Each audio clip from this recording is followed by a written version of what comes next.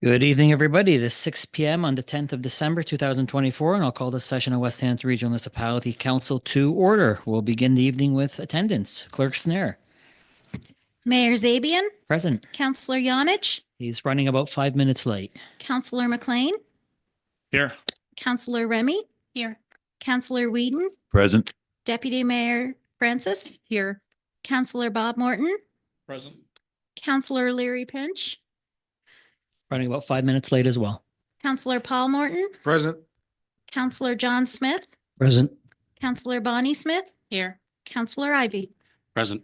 Thank you very much, Clerk Snare. West Hampton Regional Municipality acknowledges that we are in Mi'kma'ki, the ancestral and unceded territory of the Mi'kmaq people, and that these lands are governed by the treaties of peace and friendship signed in 1726.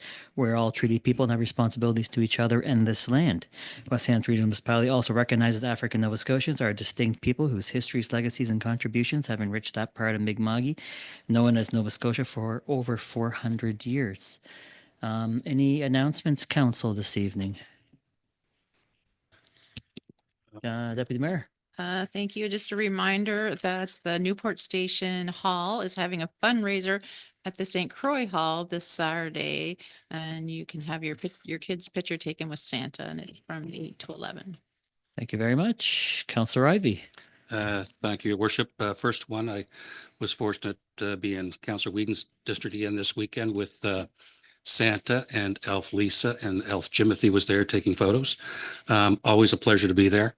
And I'm not sure if we did the Avalon Chamber Gala announcement at our last meeting. And if not, I'd just like to run through I'll be doing it tonight. if you, thank you. Yeah.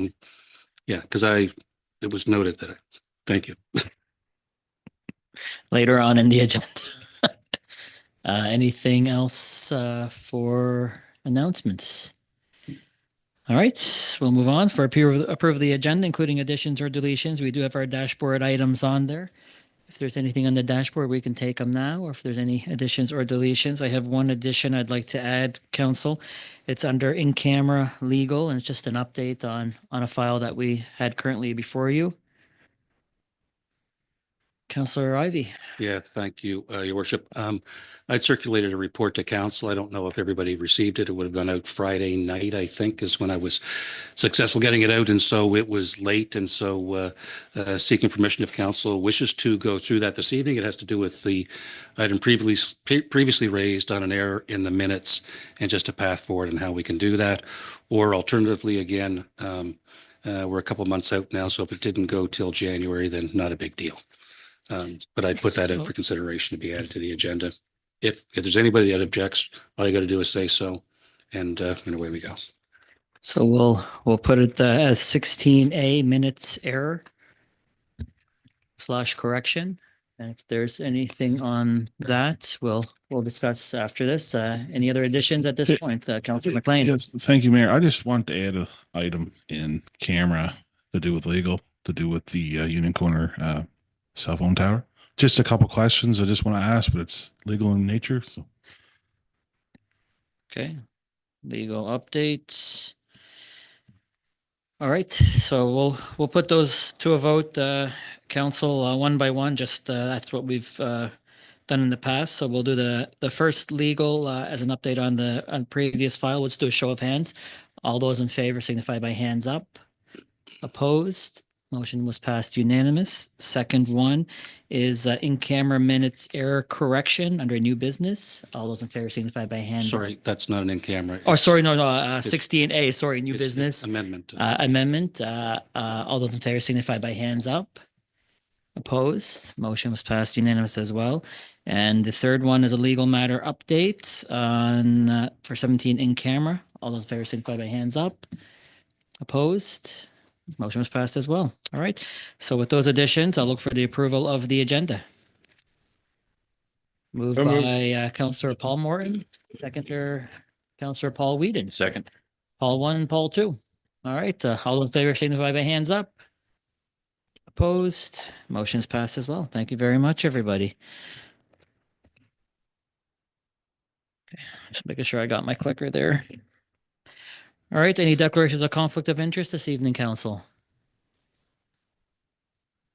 Not seeing anything. All right. Oh, move no, on. I got Oh, one. sorry, Councillor Morton, Paul. 13.5, home flood protection. I have a relative involved in that. 13.5, okay. Anybody further? All right.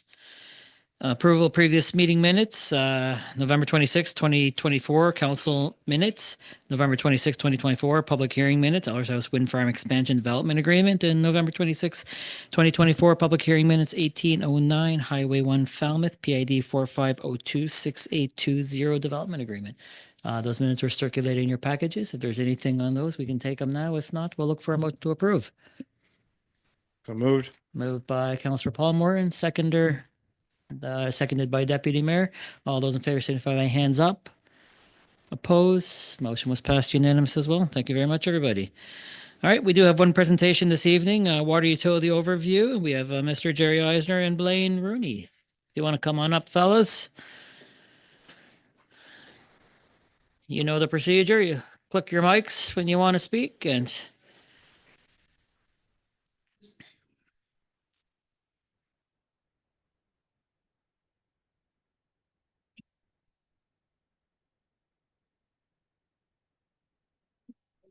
perfect.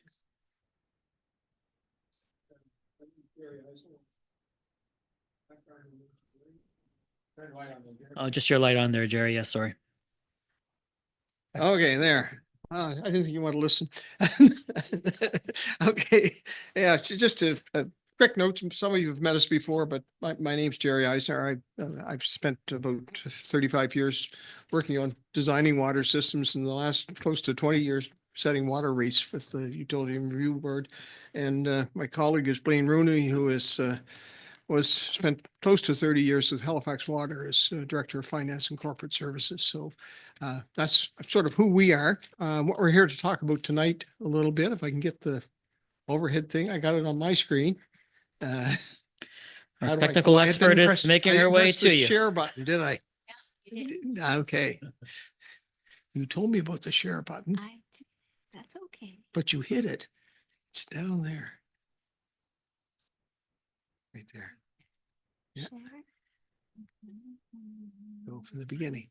Any problems in the world, Jerry, we just call on Deanna and she solves them with a click of the You can. fingers or a nod of the head. There. There you go. Okay. Anyway, tonight we're just going to run through a thing. Carly asked us to come down and just run through a little bit about for those that haven't been exposed to it, how water rates are set in Nova Scotia and why they're set that way, and just carry on from there to the decision that was issued in the recent water rate hearing that was held here. So with that in mind, just so everyone knows, water rates in Nova Scotia are regulated. They're not set by independent councils. They're actually regulated by an act of the province, the Nova Scotia Public Utilities Act. The board that's been retained by the province to enact that legislation is the Nova Scotia Utility and Review Board. Often you'll see us refer to it as the UARB or just sometimes the board. Okay, but that's part of their mandate is to ensure that the act is followed in setting of water rates. And the act is driven primarily to ensure that people are charged fairly for what they receive and that they're not overcharged, they're not undercharged, and that the water utility is operated efficiently and meets all government regulations. Okay, that's basically the questions that we get as an overview from a high level. Are you doing everything? Do you have anything outstanding that needs to be done? If you have something that's outstanding that needs to be done, what are you going to do about it? Where's your action plan? And we do this. Normally, rate hearings are held every 3 to 4 years. 4 years is probably the common thing for people. So about every fourth year, the board allows rates to be set for a 3-year period. So we get rates for the next 3 years, but of course, you have to estimate where inflation's going and some construction costs to do that. And so sometimes we'll come up a little short and sometimes we're a little bit long. But the estimates are done not by Blaine and I, but by staff of the utility wherever we're working. So it's a public process and the hearings that they have to set rates and to review the evidence to go into setting rates are public. So there's no secret backroom deals here. Everything is on the website from the moment you file a rate hearing with them. It shows up in the Nova Scotia Utility and Review Board website, and every document that's received, regardless of who it's from, is there. They may strike out a name or an address just for privacy concerns, but nothing else. Okay, so how it's done is you get a rate study done, which is what Blaine and I do. We're not obviously full-time at this, but it keeps us at Tim Hortons, and it gives us something to do, which is important. Every rate study must come before this council or a council where we're working, and they have to be approved by council. The municipal council is considered by the board to be the board of directors of the water utility. You 100% own the water utility and you are the board of directors, okay? The UARB will get us approved. We make a submission. The board will issue an order to the utility, which is an order that you're going to have a public hearing, okay? And they will set a timeline in that. And in that timeline, they'll give lots of notice that people can register to speak, can register to intervene, can register to look at documents, anything at all. We always tell municipal councils, we tell Carly and people like Mark to make sure there's a copy of it available at the front desk so people can come in and see it, or they can get it online, one of the two. There's public advertisements put out, which are getting to be more difficult for us as newspapers slowly but surely disappear. We're struggling to find public advertising ways, but there is public advertisement. And I wouldn't at all in the future be surprised if we ended up with every utility actually issuing a public notice in case where there's going to be hearings. So every customer will get a notice, because we're just literally running out of newspapers and places to put ads. The UARB will, after we do that, they will take our document that we send them and they have a rate analyst, they call them. They're staff people at the board, not the commissioners. And they will go through and they will ask every question you can think of under the book. Sometimes the same question over and over about just a different topic, but exactly the same question. Why this went up by 7% and not 6%, and why this went up by 9.2%, and that only went down, that one went down by 1%. And every bit of that is evidence for the hearing. And what that does when they send out those IRs, and in your case, I think we figured we had about 270. So it was not a short order book to put these back together. It makes the hearing more efficient because there's a whole lot of evidence that's been presented that's already in the record book. It's already out in the public knowledge and the board has it. So we don't have to go back through all those questions again during the hearing, or the hearings would last days if they did. The public hearing is then held to review the evidence and to seek more evidence at the time. And the board will, as they did at your recent public hearing, they will actually give us undertakings, which is to submit further documentation to them after the hearing is over. So the process is not one for somebody in a hurry, okay? You have to be willing to go through all of the stages and all the steps with set timelines between, you know, when you submit evidence, when it gets considered and all that sort of thing. So you can't rush in the morning, submit a whole bunch of documents and have a hearing that afternoon. It's not going to work. Okay, so a rate study, when we talk about a rate study, and I asked Carly to make sure everybody had a copy so they understand what we were talking about a little bit. It's basically a 3-year business plan. I'm not going to go through it tonight, okay, because I did go through it with the previous council. It's been in front of the board already, but just so you have some idea what it looks like and where they're at. And certainly if you have questions on parts of this, you can ask away and we'll do our best to answer them. But it is really a 3-year business plan for the water utility. We project operating and capital budgets with staff, not us. I mean, we're just the people implementing the spreadsheets and pulling it all together. And as Blaine and I say, we can ask a lot of questions that we think the board will ask, but it's quite friendly when we ask them as opposed to when the board asks them during a hearing, because you can give us an answer and then you can make sure that we got everything in the right spot. Anyway, we do that for 3 years. We calculate the very first thing we do after we determine how much money you need to run the water utility. We calculate the fire protection charge first, because fire protection has nothing to do with delivering drinking water, which is what the Public Utilities Act is charged with doing. So fire protection is actually a service provided by the water utility to the municipality. And for that, they install hydrants and they build larger tanks and they put in bigger pipes. And all of that gets credited to a formula that's in this rate study. And we determine what's called a fire protection rate. So the very first people that contribute to the cost of the running the water utility is the municipality by paying for the fire protection services that the water utility provides. And it's primarily in big pipes, fire hydrants, and big reservoirs. Because if we only had to deliver drinking water, it's much easier. A fire in a built-up area, and some of the areas you got now with the stores and things getting closer together in the apartment buildings, can be upwards of 2,000 gallons a minute.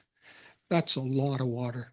Okay, and it's not something that you can just go around it with a 4-inch pipe and get out of it. You're going to need 8-inch pipes, and you're going to need good equipment to move it. You need good fire departments on top of it, but to get the water there, you have to put in the infrastructure.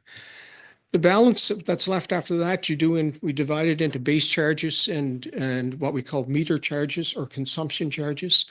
Blaine and I have, over the years, worked on a lot of these.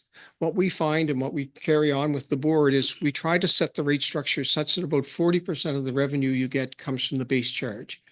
We find this adds what we call financial stability to a board. If we get the base charge too low and your water sales start dropping, your revenue drops off like a stone. The other side of it is you get them too high, then people won't conserve water. They don't value it. Okay, so like if we made it just 100% flat rate charge, people just let taps run all over the place. And I hate to be mean, but they'll water their lawn, they'll leave the hose running, they'll do anything because they've already paid for it. It's there, it's over. I don't care. So we try to get that balance, and it seems to be working because most areas we're seeing a slight decline in residential water use now. We talked about this earlier. Some of it is certainly due to the fact that the old toilets took 13 liters, the new ones take 4 or 6. You can't buy a 13-liter toilet anymore. And the same if you go to buy a dishwasher or an automatic clothes washer, any of those utensils are simply all moved to more efficient devices. And as Blaine likes to say, most of them were designed for California, but where they have no water at all. They get it all from somewhere else. So we then set up the consumption charge in cubic meters, and that's, in essence, that's a brief history of what a water rate study really is. So you just break it into those pieces and calculate each piece. And the calculations are boring as anything for anyone except for someone who likes math, which is me. So that's what's in the rate study. That's all it is. It's just a whole bunch of spreadsheets all linked together. Okay, so then what happened in your case, we had a rate study presented to council. The rate study was in 2 parts. It was to amalgamate the Windsor and West Hants utilities and to establish common rates and common rules and regulations for all the customers. It was approved by council on January 23rd. Order was issued by the board on January 30th. There was a lot of periods of over 200 questions in there in the middle for public input. Many letters were written in this case and came to the board. There was a public hearing on May 23rd, which started, I think, at 10 or 10:30 in the morning. I think it was one of those. It finished about 6:30 at night. I remember that. So I was heading home finally. The board issued undertakings to file a revised rate study, which is what you have in your hands right now. And after, based on all the hearing evidence they had, they issued a decision on that on September 3rd. They give a written decision. That's a public document. Certainly, Carly will have copies of it if anyone wants one. I think yours was about 60 pages, which is quite high. Normal small utility would be about 17 or 18 pages, but the board went into great details about everything that all their findings and why they made the decisions they made. And the thing with the board is that they are charged with this, and if for anyone that wants to question their ability or their outcomes, you can, but the only way you can question them, because they are enforcing an act of the province, is you have to go to the Court of Appeals. That's the only appeal process to their decisions. Okay, so they are really a semi-judicial board. I mean, you're sworn in. It's run like a hearing, very much like any hearing I've been to. The board ordered that the two utilities be amalgamated into the West Hants Regional Water Utility, and they set rates for October 1, 2024. That's for water sold after October 1. So that water bill will come out in January sometime when the next water meter is read and read quarterly. Then we set new rates again for April 1, 2025, and new rates again for April 1, 2026. If something happens and you've run out of money or something really bad happens, like the region of Queens had their water treatment plant struck by lightning twice, that didn't do them any good. So they're going to have to go back in a little sooner because there's a whole lot of bills to be paid and things to be fixed and money to be spent, and we need to get water rates to cover the cost of doing those things. And the rules and regulations, which are like a bylaw that tells just what staff uses to, and everyone uses to enforce when someone comes in and says, I'm not being treated fairly. You go to the rules and regulations, you see that you've made sure that you gave them the proper bill and that everything was done accordingly, and what they're responsible for and what you're responsible for. And you go through that. And that's another document that's also part of the very last pages of this document that was handed to you today. So you can read the rules and regulations and how it goes together. And with that, I'm going to pass it over to Blaine on the accounting side. I'm going to let him just touch the highlights of what came out of the decision that the board had. And like I said, if you have questions, just either throw something or yell at me or something. Thanks, Jerry. Maybe you could advance to the next slide.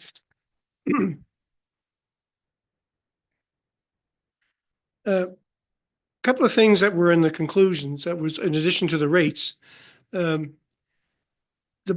board, in one of the reasons that made the rates as high as they were was a significant amount of capital expenditures in the 4 years, including the year just finished. In excess of almost between 25 and $30 million. A lot of it had to do with new reservoir, connecting the Falmouth and the Windsor systems, a new treatment line needed for the Windsor treatment plant. So there's a lot of projects that are in this budget, and some are being ongoing now and will be.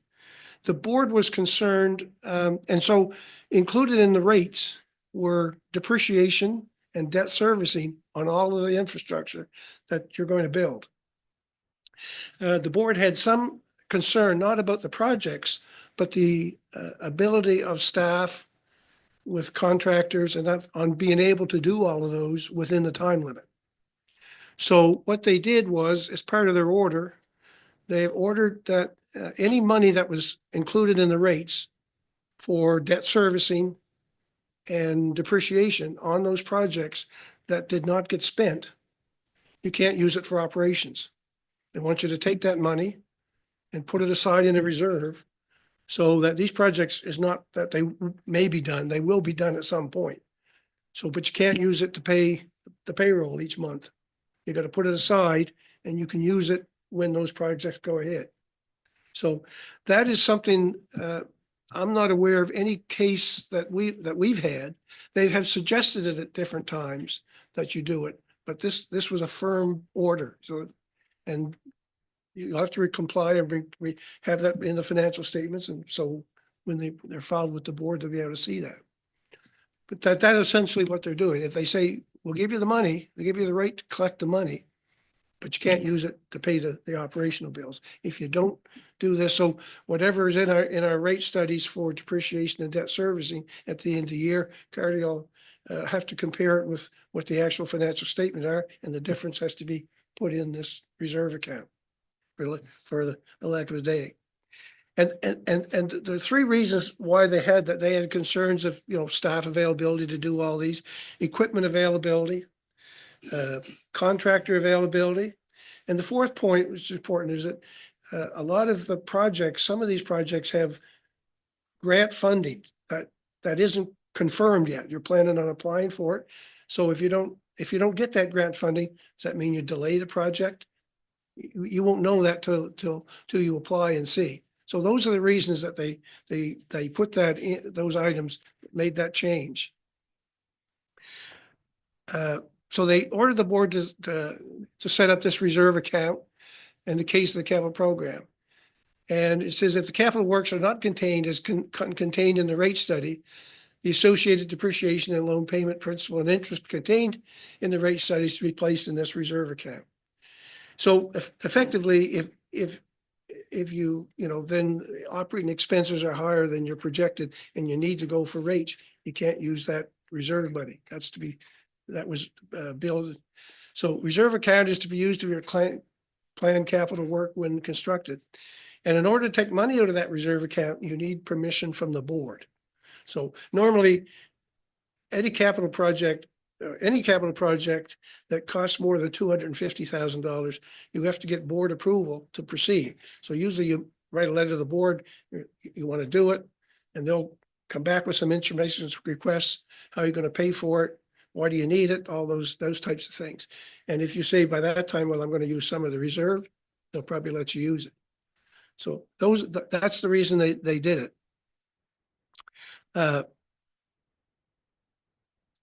Next slide. The other thing that the order in here in the order in the decision was that the municipality review the charge for administrative services.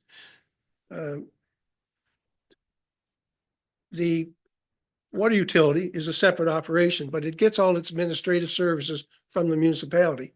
And for that, they you had a formula that was based on, I think, 10% of operating expenses less depreciation. And the board, they didn't say that was right or wrong. What they're saying is that doesn't seem like you've done a calculation as to what your actual administration costs are. So how much time is this person, this administration staff, all applied to use with the water utility? So they asked that before the time of the next rate hearing, that staff look at that. And so they'll want a calculation of what that actual calculation. They approved what was in the rate study, but they said before, and that's quite common. We see that in a lot of decisions. You don't have to do it every year, but you should do it at least every probably 3 or 4 years, at least take a look at what's being charged. It's been my experience that the board's role is not to lower or keep rates low or even make rates high.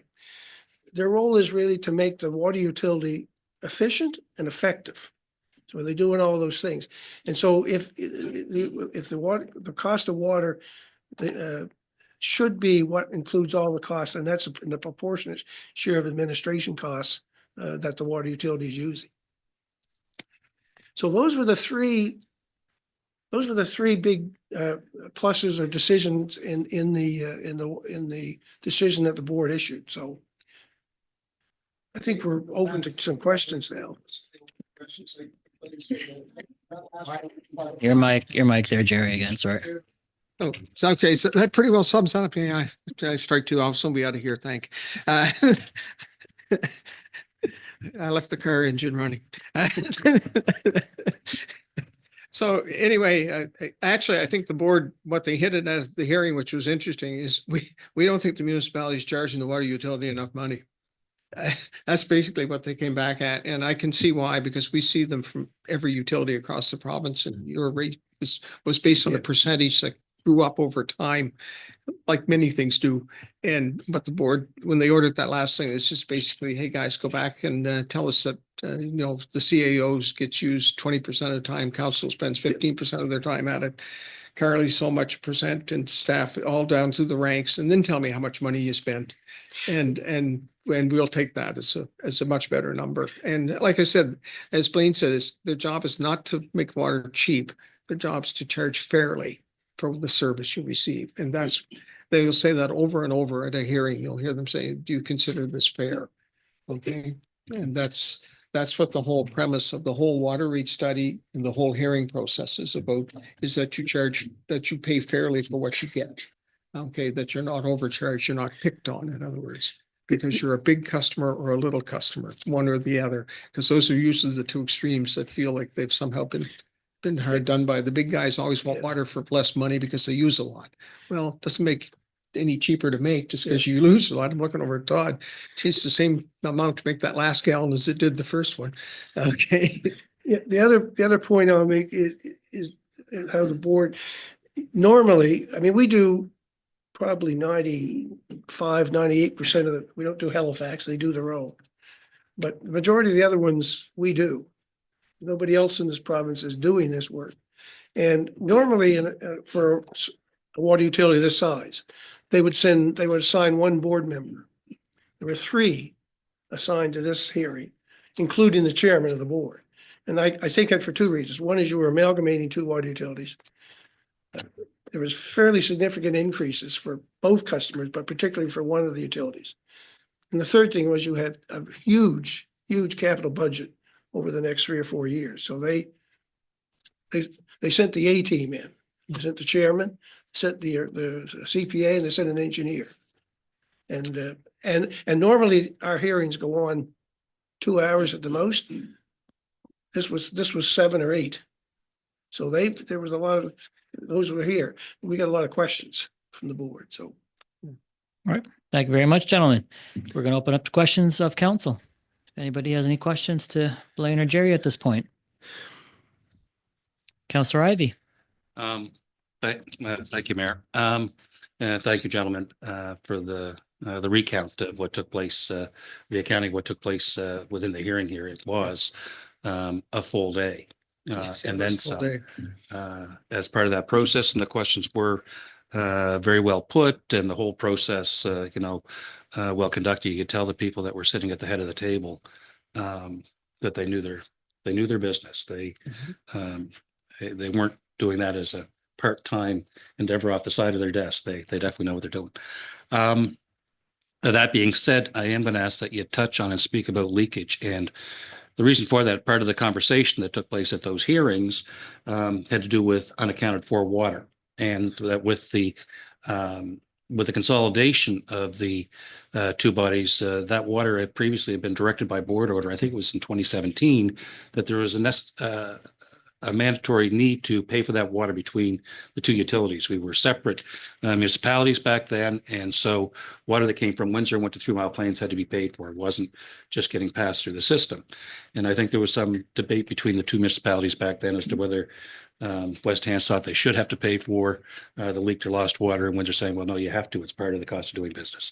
So the reason for that little bit of a setup here, and the question is so now that we're consolidated, and during the discussion about this during the hearing, I can't recall which or maybe both of you had commented at different times that because we're now one, that the issue of tracking that water in the same fashion wasn't as necessary because we're one utility. We don't need to pass the money from one hand to the other for a process, but the importance of leakage is still very important as a cost of doing business. And can you just touch on that? Because as we now come out of this, you'll see in reports we've got here later, we've been tracking consumption for the last year, and the importance of doing that to know where we're the efficiency of our operation to the purpose of the board and what we do here with that. Right. Well, to start with, just for a little bit of history, when Windsor was selling water to West Hants, Windsor could only charge a portion of the leakage to West Hants. But of course, West Hants' system leaked, and so did Windsor's system leak. So both of them, even though they didn't swing money back and forth on the water they bought, both of them had their own set of issues as to leakage. And in engineering speak, we refer to it as non-revenue water. Okay, so it's water you don't get any money out of, and then we subdivide that down to what we call accounted for. In other words, we know where it went, and unaccounted for. And unaccounted for is the really bad stuff. Accounted for is when Todd goes out and has his staff flush all the water mains. Okay, so that's accounted for. We know where that water went. We used it. The fire department, what little they'll use, and they don't use that much compared to how much water you make, actually, even in a big fire, but big fire only lasts for 4 or 5 hours and then it's over, and that doesn't happen again, hopefully, in a long time. So we can account for some of it for leakage. There's different things that he has to do, or Todd has to do, running a system, letting water flush out on lines that are long dead ends and things like this, so that the water doesn't get stale in the pipe, all that kind of stuff. So what's left is this so-called unaccounted for water, and it's primarily leakage. I think Todd can speak much better to the issues at hand. In short speak, Town of Windsor system is old, which means it's got joints probably every 5 feet. Okay, because that was the way it was done. Okay, nobody had these big fancy backhoes that lifted pieces of pipe the length of this room. I mean, it was hefted in by hand and with some pulleys and chains and a few other things. And so there was a lot of joints in it and a lot of joints moving around, and trucks and things have got a little heavier since the pipe was laid in the ground there. And perhaps some of the pressures on those pipes, with a fully loaded, oil truck delivering oil or something is somewhat higher than the guy with the ox cart that was there when the pipes went in and the Model A Ford or something. So, those tend to flex and leak. The other big issue is wherever we hook onto for service, what we call a service connection, which is a small pipe that's threaded into the big one.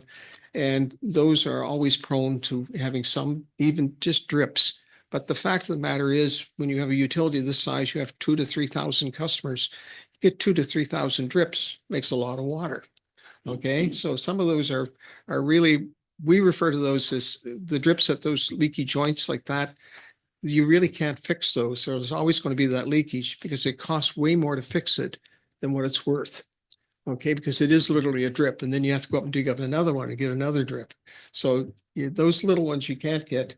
The bigger ones, Todd, maybe you want to add something to about your service lines. You know more about those than I do. I know you got some issues with them. This is the pipe from the big pipe in the street to your house. And Yeah, thanks, Jerry. Well explained, and a lot of counselors heard this before, but leaks are a big component. Inaccurate meters, theft of water is another one. But like Jerry said, sometimes we call it the silent killer because they leak so little we can't even hear it on leak detection. So those are the ones that are very hard to find, and still they're expensive to dig up. So we're trying to find the bigger leaks. We do have karst topography in this area. So we found sometimes we're digging a water main break that actually comes up to the surface, but we found that it's been leaking for probably decades, not making it to the surface through the karst topography, getting through caverns. Those are the ones that we're trying to find. And if it doesn't get to the surface, they're very hard to locate through leak detection, through acoustic sounding. So, and we do have a lot of plastic lines, less susceptible to leakage, but every service connection, every joint is vulnerable. So there's lots of leaks out there, and we're not going to solve them all. But with leak detection, it's something, and you heard me explain it before. It's not something that we should do once every 6 months or once every 3 months. We need to do it proactively and more on a consistent basis, because we go out, we sound hydrants, and we have staff that are trained and they know what that hydrant should sound like, and we know the readings that they're getting from the acoustic levels. So that's where we're trying to put in a program to do this more consistently, because every leak that we find, that's more capacity that we don't have to build in our system for water tanks or future treatment plants or importansources of water. So leaks are very important and unaccounted for water. And just to touch on Councillor Ivy's, the importance is finding where we can district meter. I know there was some probably discussion at committee of the whole last month on, now that we're consolidated, we have bulk meters. Some of those bulk meter locations aren't in an ideal location for measuring this district meters. They're an area that are in the middle of a system that actually shouldn't be closed. It should be open so let water flow both ways.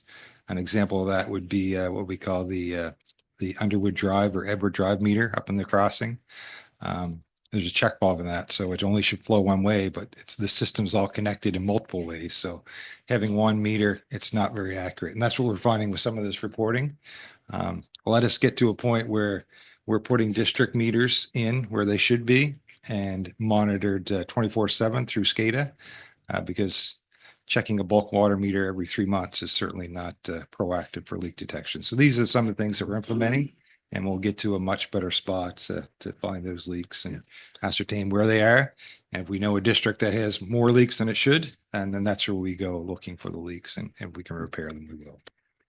Just if I can add something to that, even though you're not billing the water through the meters to 3 Mile Plains, you can still use that as a perfect district meter area. One feed, one group of feeds in, and you know what you sell eventually. And so there's a district meter area right there. the best analogy I've ever heard about leak detection, it's like the laundry. Doesn't matter how often you do it, there's always something in the basket. Never Okay, so it's never done. So you'll never stop doing leak detection. You finish today and tomorrow morning there'll be a new one. So, and some frosty morning, there'll be 4 or 5 new ones and Todd will be pulling his hair out. Absolutely. Councillor Ivey, a follow-up? Well, just a follow-up comment, and it goes to the importance of still tracking that leaking on a regular basis. In other words, just because the utilities are consolidated, and historically we've been looking at here relative to the volume of water and then also the revenue that results from that on a wholesale basis. It's not so much that we need to see that now, but we still need to see that volume of water that's going through the system and what's spilling out at the end side. Because the volume of leakage, the percentage of leakage that we have, and I'll just say it's 60% based on last data, give or take, is way too much. That's 2 gallons of water that's spilling out in some fashion for every gallon of water we're delivering to a tap. And it's the wrong shift on that ratio. It's got to be the other way. So, so I think that's important. I'd also just say, I think it's important too that because I thought the Underwood meter was the more accurate meter that we had. I thought it was a meter that we had very little risk with. So it's concerning if that's one that we've got that's a less reliable source of. It's probably a good meter, just in the wrong location. Yeah. Yeah. Yeah, it's just gonna say, you have to put them where you need them, and it was put there for a sale of water. Now you need to maybe relocate it to a better location, All right, because the we're meter's gonna, probably really good and it's we're gonna expensive. go to Councillor Thank you. Smith. Thank John. you, Your Worship. So Jerry, my question's around the unaccounted for water. I'm just curious, where would our utility stand in relation to other utilities for the unaccounted water? Yeah, there's a whole science in this stuff. You're certainly not at the top. You're not the worst we've ever seen, but you're far from the best. So, okay. So you've got work to do. There's a whole group of people that study leaking water systems literally as an occupation, a global occupation. And they've come up with different indexes that Todd will probably switch to. There's an index called the International Leakage Index, ILI. And people like Halifax use what they call an ILI index, where they admit they're going to have some leakage. And what they worry about is when they go above that level. So they try to get it down to a set level that's considered the minimum they can before it's not economical to fix it. And then they say, okay, we're at this level, regardless of where that is. As soon as we spike above that, we've got a problem. Okay, and so they're approaching it on that way and saying, look, leakage is a fact of life. All those joints, all that plumbing out there, there's going to be some leakage in it. The question is, can you get those small ones under control and get the big ones so that when you have one, you know immediately that you have to move, and it's not, if you're leaking a lot of water and you get a big one, you might not hardly notice it. Okay, but if you have a steady stream of just sort of slow weepers, and then suddenly there's a major leak, even if it's going down, you got a problem. Then you can go start looking to where the problem is. And that's where Todd's zone meters or master meters come in, because it may tell them which area it's in, as opposed to looking everywhere. Let's just look over here, because we know in that zone, that zone meter is saying there's abnormal consumption going, or an abnormal amount of water going into that area. And so now he knows where to go fix it. And that makes life a whole lot easier, as opposed to out there saying, okay, nobody reported anything. Where do I start? You've got a lot of plumbing around you here. You can't just drive around and suddenly say, well, the water's running up in the street. It doesn't always run up in the street. It can run down too, especially in like karst topography. We've dealt in places like Westville and Spring Hill. The old mine quarries, they seldom get a leak going to the surface. So they all go down. Yeah, they've got more problems than you. Their leaks are hard to find because they do go down. Okay, thank you. Councillor Leary Pinch. I was just curious if we record a financial cost to the water loss, like the water that we know that we lose, whether it's accounted for or unaccounted for, but if we have a financial cost that we record associated with that. It would be the cost of treating and pumping it Okay. and not being able to sell it. So that's the thing. If you have depending on the system, if you have to treat the water and pump the water and you can't sell it, then there's the cost. We don't record it any other way than that. It would come as part of your cost. Thank you. All right, If we I thank could- you. if I- Oh, if I could- sorry, If I could, one last comment. Yeah. Mayor, just, we're talking about leaks sometimes, and you you may have heard me refer to this as before. There is a shelf life to our water. So a lot of that 60% or whatever that figure was, Yeah. a lot of that is through our system flushing. We have constant system flushing. We're able to reduce, and it's one thing we're trying to focus on. Not saying we were wasting water because just for the sake of wasting water a decade ago, but there was a lot less demands on our water. With the development boom, we're able to reduce that flushing capacity because more people are consuming the water. But if they're not consuming it, it does have a shelf life. So we have to pull it through the system. So the dead ends, we have, hydrants that may be opening or flushing stations. So those are the systems that are running constantly. And that's our bigger users. That's Yeah, our accounted for. So that's unaccounted for water. So it's non-revenue and it's unaccounted. It's accounted for, but it's non-revenue. non-revenue. You're making it, but you're using it. The chlorine just goes out of the water. Usually leave a glass of water sit with chlorine and eventually it'll have no chlorine. It'll just dissipate to the atmosphere. The same thing happens in the water main. So the chlorine residuals go down to near zero. Todd has to get out there because he can't deliver water without chlorine in it because he can't say there's no bacteria in it once that happens. It's part of the International Leaking Index system, which I don't know a ton of, but a lot of it is trying to measure what you can do. For example, measure that water. I mean, it's not lost water, it's what you need, because you need chlorine residual in the end of your system. So, but if you measure that stuff, you can know that there's non-revenue water that's used to maintain the system, which is a cost of running the system. And then there's water that's lost just because of the leakage. And the more data the more time they get better, the better data you get, the more you're able to do that whole system. All right. Seeing no more lights, we thank you very much, gentlemen. We enjoyed Thank the you. the presentation once again, and we appreciate all the work that you put into that rate study and those hearings. And the main thing going forward is that the utility generates enough revenue to pay its expenses and to ensure that there's a safe, clean drinking water supply. So Your staff that's do all those things. We just show up every so often and set rates. there you go. We wish you all a Merry Christmas. Thank you. Same to you, Alice. Enjoy it. Thank you very much.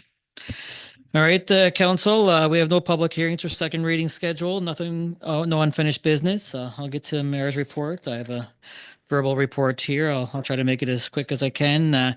Attended the NSFM fall conference. Again, it was a good conference. It was a good mixture of new returning elected folks throughout the province.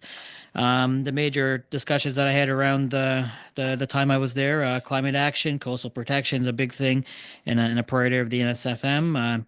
PVSC, tax assessments, ways that municipalities can generate taxes going forward, and provincial priorities not necessarily meeting or matching municipal priorities, and what that'll look like going forward with discussions with the province and ongoing meetings between our reps and the ministers that are involved. Avon Chamber of Commerce annual gala once again, as Councillor Ivy was referring to earlier, business of the year, and I think it was over 700 submissions of votes that came to the gala or the chamber this year. So a lot of people had put their voice in. Business of the year, Lisa's Cafe. It's quite a recognition. So Lisa's Cafe, Business of the Year, outstanding customer service went to the Spitfire Arms, outstanding professional service provider, Brooklyn Village Garden Center, Community Service Award went to Walker's Restaurant, and Business Person of the Year, Tony Wood. So congratulations to all of those individuals and businesses. Well done. People had their say, and many people put their voice in.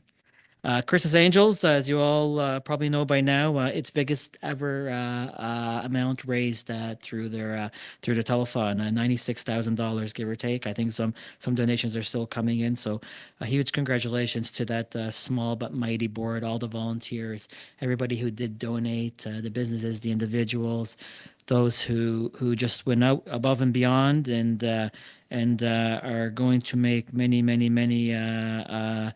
folks and families here in West Hants very, very happy this Christmas season. So thank you very much for everybody who were very a part of that. That was huge. The audit committee did meet recently, and again, the committee met a little late to put forward its final a review of the audit. The audit is complete, coming up later on in the agenda. But again, the auditors went through all the financials, all the statements that the municipality has, and they have reported that the statements are presented fairly with no errors or omissions.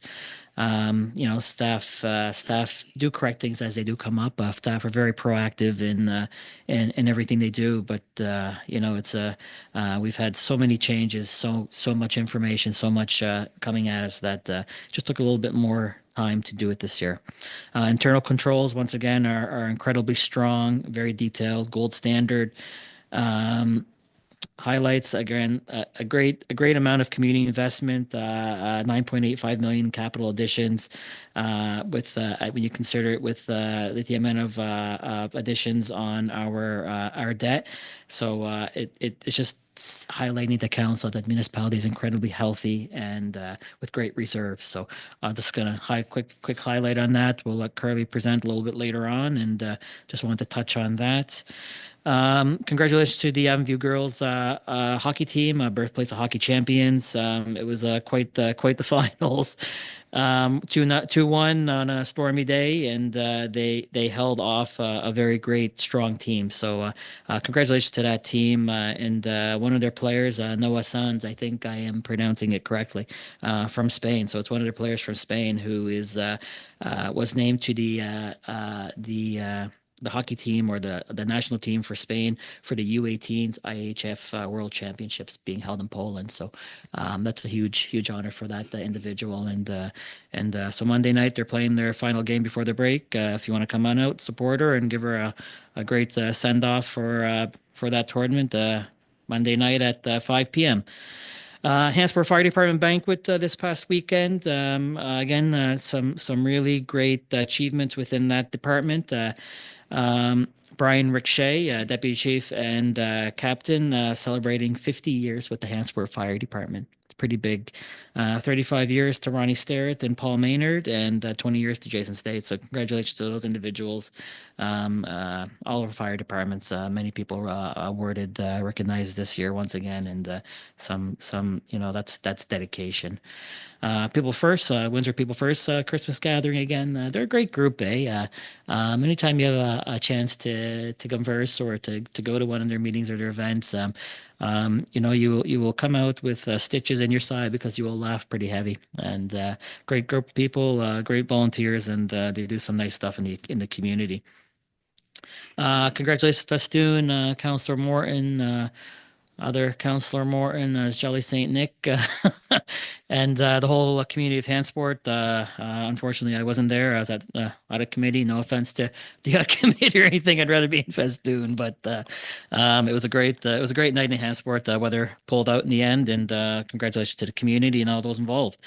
Just wanted to highlight a lot of compliments lately, Council, on the new vacuum truck that's being, you'll see it going around the community. So it's a great purchase by Council. A lot of residents calling in and saying, it's doing a great job. We've seen the guys out. The guys have been very constantly working and getting caught up on that deferred maintenance, and seen some pictures of what it actually is sucking out of the pipes and removing from the pipes, and it'll blow your mind when you see this stuff, and that's accumulated. And so the guys are working hard. Director Richard, it was a great purchase, and a great asset that the council's approved. Quick summary of everything on my end, Council. If there's anything on that, I can take it now. If not, we'll move on. All right. Financial updates, general operating as of October 31st, 2024. Director Rashawn.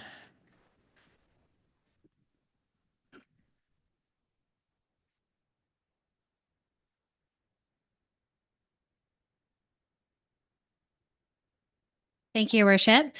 So the update has been included in your package. So this would be our 7th month ending update as of October 31st. Overall, we're projecting a surplus of 354,310. This projection has decreased by 19,655 since September 30th. Not much has changed in the sense of from one month to the other, and I'm happy to answer any questions. Any questions to Director Rashawn, Council? General operating. All right, so we'll move on, Director Rashawn, to water utility operating as of October 31st. Thank you, Your Worship. So again, this report was included in your package. This would be the first month that we're reporting on the consolidated water utility. So you will see that the report's changed a little bit. And the utility overall is projecting a surplus of 81,754. And I've included some details in there for you relating to the different projections, and I'm happy to answer any questions. Questions, committee or council on water utility operating? All right, Director Rashawn, water consumption as of October 31st. Thank you, Your Worship. Again, report was included in your package. This would be our consumption report as of October 31st. So not a lot of change since the last water utility report for consumption, as we only do quarterly billing. So what you're seeing in the Q3 column would be anything that would be like final closes due to sales or any sort of final billing that would have been completed or adjustments that would have been completed. And I'm happy to answer any other questions. Questions, council? Councillor Ivy. Thank you, Your Worship. Just the one question on this, seeing the drop on the down on the consumption numbers there for the 3 Mile Plains on the back road meter and the Underwood meter, and not wanting to get this deep a detail in every meeting that we see this, but just that's the area that we've been really focused on for the last year. And is there any reason for seeing that drop? Is it beyond what we're seeing there? So Q1 and Q2. So in the update given for September 30th, 2024, it was discussed that the Q1 billing and the Q2 billing also had a number of days difference. So there's more consumption on the Q1 billing versus the Q2 billing.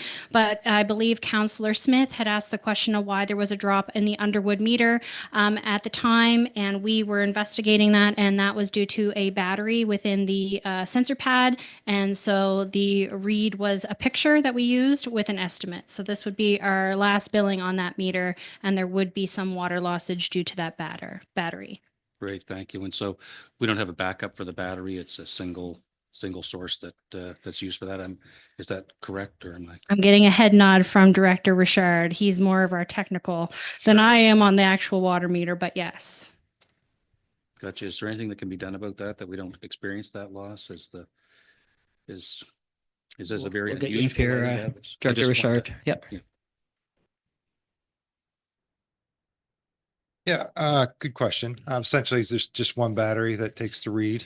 We were actually unfamiliar because a lot of these new type meters are powered by a battery. There's no moving parts in the meter itself, which makes for a more accurate meter, but also there's the battery type that can fail. To answer your question, what can we do about it? We can check them more frequently and replace that so we don't lose that reading. Certainly that's kind of what happened. We didn't realize the battery was in a low state. There's no warning. It's not hooked up to a SCADA. So unless the guys actually went down and seen, a low battery warning, we weren't aware of it until it actually happened. Thank you. And so I'm guessing, what kind of period of time have we had that in place at present? Like, has that been a couple of years? Is it Usually, they're telling us, you get about 20-year life expectancy of the batteries. That was put in 2015-ish, around there. So, yeah. So premature So it's unexpected, yeah. compared to but getting close. Absolutely. So thank you very much. Councillor Leary Pinch. I was just curious, just to clarify, did you see the Q2 reading was an estimate or the Q1 reading was an estimate? So we had to use, based on the actual picture of the meter, once we got it, an estimate back to the last billing, just to make sure that we were fairly billing ourselves, because this would be our final bill for this meter internally between the two utilities. Thank you. All right, any more questions? All right. Oh, yep. Sorry, CAO. I just wanted to, I thought Director Rashawn might do that. Reminder, the January bill, in our October bill, we sent out a notice. So for the benefit of council, you might refer to the website, financial services, regional water utility, and there's a nice little infographic that helps describe to the customers. So it's just a little bit of a reminder because in January, folks will see a change, and that's a nice piece to reference people. Yes, thank you, CAO. So yes, our first billing, which is also why we had Jerry and Blaine come and present tonight as well, because the first billing that represents the new rates will be going out in January. Public have been receiving notices via paper, Facebook, and a lot of resource material is on our website. We also sent out an insert, which we've received lots of positive feedback from residents on. So it's also available on our website. And there will be a note, of course, on the bill on the front that says this bill represents the new rates. I'm not sure the exact wording right now, how they'll wordsmith that, but we have a limited number of characters, but they will be made aware that it represents the new water rates effective October 1st. Thank you very much. Deputy Mayor Francis. Oh, you're okay? Yep. Councillor Ivy. Just one question through you, Director Richard, if I could. I can't recall if the directive from the Utility and Review Board was that we would need to do a close off on the financials for the two utilities, or did we get that they can just roll forward? We can just roll forward. They did not order a stub audit, which means we are consolidating the GL accounts, and now it's considered one entity as of October 1st. Okay, thank you. All right, thank you very much. We'll go on to committees of council excerpts. Committee of the Whole from December 3rd, 2024. First one, Evanview High School fence. Deputy Mayor. Council directs staff to draft a letter to the Annapolis Valley Regional Center of Education regarding installation of a fence around the school property to address safety concerns for students. Motion has been made. It's been seconded by Councillor Paul Morton. Is there further discussion on the motion? If not, I'll call for the question on it, and we'll put that vote up on the screen. Clerk Snare.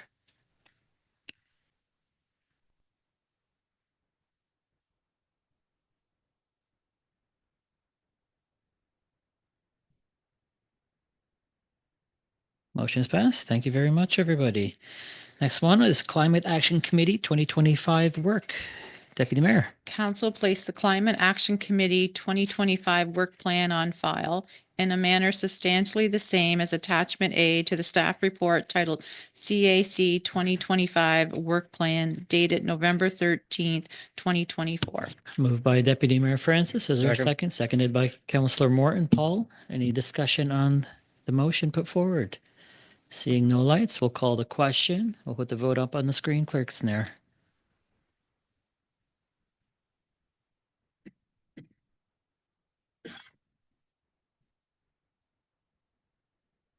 Motion is passed. Thank you very much, everybody. Code of Conduct for Elected Officials. Deputy Mayor.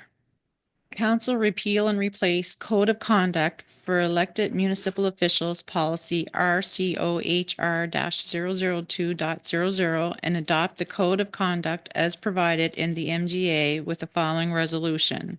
Whereas the Minister of Municipal Affairs and Housing for the province of Nova Scotia has made the Code of Conduct for Municipal Elected Officials Regulations NSREG 220-2024, the regulations, and whereas municipalities are required to adopt the model code of conduct prescribed by the regulations on or before December 19th, 2024, pursuant to the Section 4(1) of the regulations and Section 23A of the Municipal Government Act.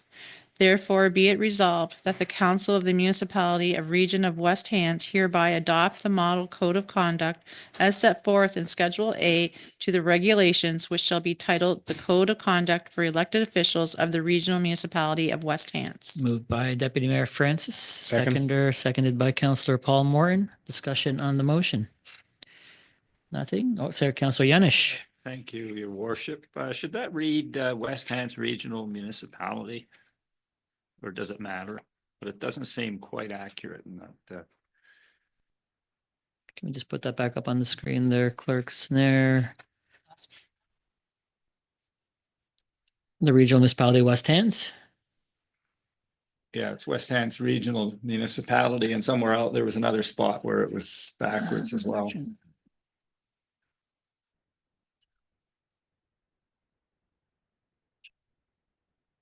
The council, the municipality, the region of West Hants, that part. Yeah. So if we can just have it reflected, West Hants Regional Municipality, if council's okay with that, we'll just reflect that in the minutes there. All right. Any further discussion on the motion? Seeing nothing, we'll call the question. If we can put the vote up on the screen, clerks there.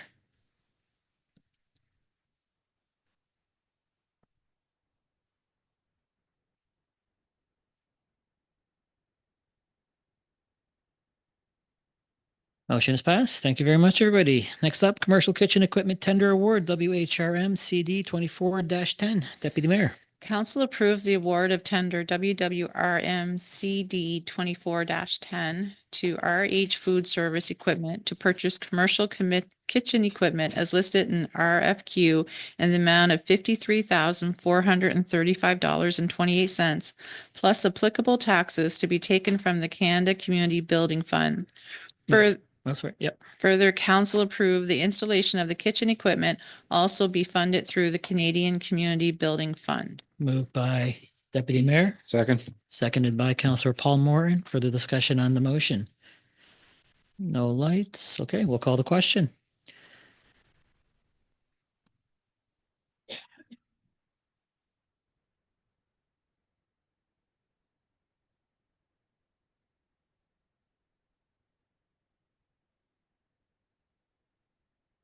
Motion is passed. Thank you very much, everyone. Home flood protection pilot program applicants. I'm just gonna step away. Oh, sorry, yeah. Okay, council approved the list of participants for the home flood protection pilot program as shown in attachment B to the report Home Flood Protection Pilot Program Participants, file 24-18 to Committee of the Whole dated December 3rd, 2024. Moved by Deputy Mayor. Second. Seconded by Councillor Smith. I'm going to give you the chair, Deputy Mayor. I just want to talk on this one and maybe put something forward to council to consider. Okay, Sorry, I'll give you the chair. if you want to go. Oh, yep, thank you. I've been thinking about this one, council, and we had 35 applicants. 27 were recommended for funding. As per the report, we have 7 applicants who were qualified, just not recommended just because of the scoring that was put forward. I know we've been discussing about maybe adding the program again for this upcoming budget, but it's hard to know how the program is going to roll out or how these applicants who were awarded monies, how successful those projects are going to be until we have them accomplished or they've completed the repairs or the upgrades after the assessments have been done. It's hard to know. So when I went through the list, and I could be off by a district or two, it seems that the ones that are being recommended represent 6 of 11 districts. If we went by the whole list, again, I could be a little off, but I'm pretty sure I'm not. We would have 9 of 11 districts represented, with the exceptions of District 7 and District 9. I'm going to put something forward just to test council's appetite on it at this point, and that would be I'll do the motion, but just to get before I get to the motion, it would be awarding the remaining 7 for the additional $80,000 to come out of the operating reserve, and I'll put on the floor, Chair, if I may, and I'll have a discussion of council that. So keep the motion as stated. So council approved the list of participants for the home flood protection pilot program as shown in attachment B to report home flood protection pilot program participants, file 24-18 to committee to whole dated December 3rd, 2024, with the amendment In addition, council also approves the remaining 7 applicants for the home flood protection pilot program in the amount of $80,000 as shown attachment B to the report home flood protection pilot program participants, file 24-18 to committee of the whole dated December 3rd, 2024, to be funded through the West Hants Regional Municipality Operating Reserve. I'll As an- second As that. an amendment. Okay, so a seconder for the amendment, Councillor Larry Pinch. So questions on the amended motion? Councillor Ivy? Thank you, Deputy Mayor, Chair. So I think it's a good thing. What I'm struggling with here is your reference is that 7 is being referenced, and I'm counting 14 unless I'm misreading the way the chart rolls through here. And I'm in Appendix B. Green is go, which are the folks that have been approved. Red is the rejected ones, and then there's 14 in yellow. So what are the 7 that we're referencing? If I'm getting a count on 14, I just want to be sure that we're reading that chart correctly. I don't know if that's So- able to be put on the screen, but So if I may, Yes. Chair. please, thanks. So I think the green were classified as high, the yellow were classified as medium. But of the yellow that were classified as medium, 7 of those were not awarded an amount because they just scored lower. So if you go to the last column indicating funding eligibility amount, you'll see 0 as being awarded. So that's Thank- the 7. Yeah. Thank It you. took me a while. I Yeah. was the same way and I was trying to go through it, but that's where I'm referencing 7. And Absolutely. if we take those from the previous chart, that the amounts that they were at requesting, it comes out to $80,000. And the one is a combined system at a Windsor, which is qualifiers for 20, and the other 6 are 10 each. Good. Thank you yeah. for the clarity. I could have been looking at that for a while to figure. So thanks for that. I think a good thing, and I know that folks living in these areas where this flooding occurs, different grades and different dimensions of it for sure, and whatever can be done as a preventative, which is the intention of this program, I believe. So let's support it. Councillor Bonnie Smith. I just was looking for clarification. Those 7 that are in the yellow that you're looking to add, those total up to 90,000. There's 2 20s and then 5 10,000.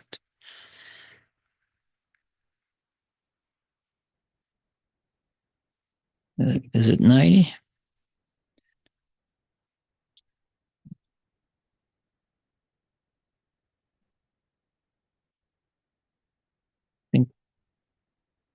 I'm pretty sure it's 80, but it's the total, the remaining 7.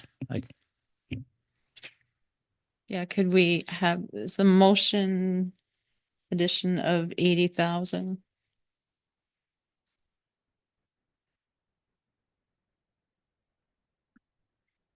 Is it 90? 90? All right, I'll make that change Friendly then for 90. reminder Yeah, to up to $90,000. Yeah. Is everyone okay with that? The friendly, just 90? I'm Go, sorry. Councillor Ivy. Yeah, sorry.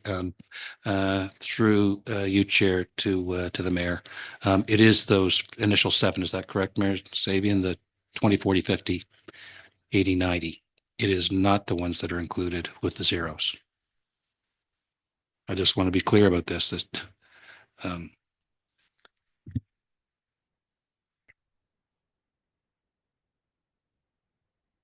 We'll do a quick math here.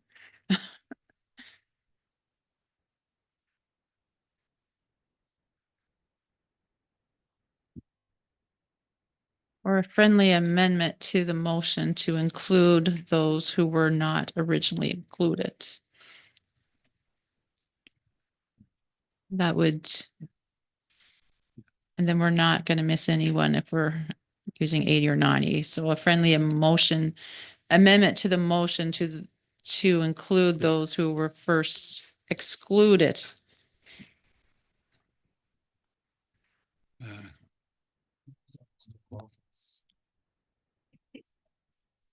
Okay, so Natasha Pemberton, Stanford. So Natasha Pemberton, Jeff Pemberton qualify for 10. Chris Sanford, Tia Sanford qualify for 20. David Barker, 10. Ryan Faulkner, Tiffany Faulkner, 10. Carlos Laura Esperanza Silva, 10. Adam Sullivan, 10. Gregory Elias, 10. 80, yeah.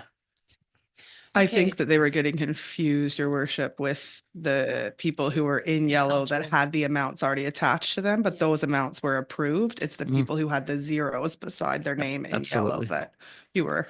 Okay. Okay. Okay, so we're gonna leave the amended motion as is to 80. So, Just one quick- yeah, no, I'm gonna get to you. I'm just making sure. So we're good with that. So we won't make any changes. Okay, Counselor Remy. It's on the amendment because that isn't including any of the assessments. So I'm just wondering because when they were speaking, they said that they were setting aside a certain amount of money for the assessment portion of it. So I'm just curious if the amount set aside is actually going to cover the assessments. So there was $50,000 and someone can correct me if I'm wrong, and they weren't sure they would use it all. So adding those 7. So in the report that, if I could share, it says that the remaining 50 would do up to 40 assessments. The total amount of applicants were 34. So I did the rough math anyways. It's 1850 roughly per assessment, but I didn't include that because it says up to 40 assessments. So Having the benefit of seeing Coordinator Ogilvy's estimates on the assessments, I believe he has enough built in there. So he was conservative. So I don't think you need to add in addition to. I think that's been covered, Councillor Remy. Yeah. Perfect. Any other questions on the motion as amended motion? If not, I'll call for the question on the amendment to the motion. Deanna, you're going to put that up or did you want it by hands? You're good?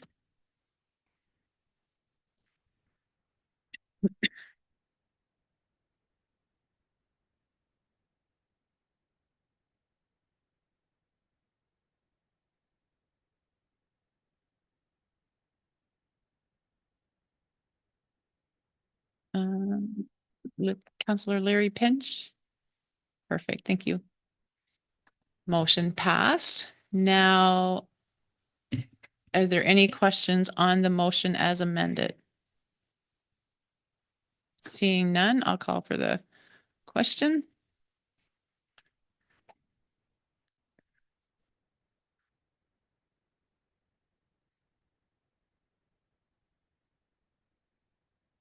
Councillor Remy, did you want to? No problem. Motion passed. Back to you, Mayor. all right, next up, 1.5 ton 4x4 crew cab truck RFP award for law enforcement. Deputy Mayor. Council approves the award of the request for proposals number WHRM BD 24-01 to Oregon Chevrolet Buick GMC Cadillac Limited to purchase 1.5 ton 4x4 crew cab truck for law enforcement at a purchase price of $57,677 plus applicable taxes. Moved by Deputy Mayor, seconded by Councillor Leary Pinch. Further discussion or questions on the motion? Seeing nothing, we'll call the question.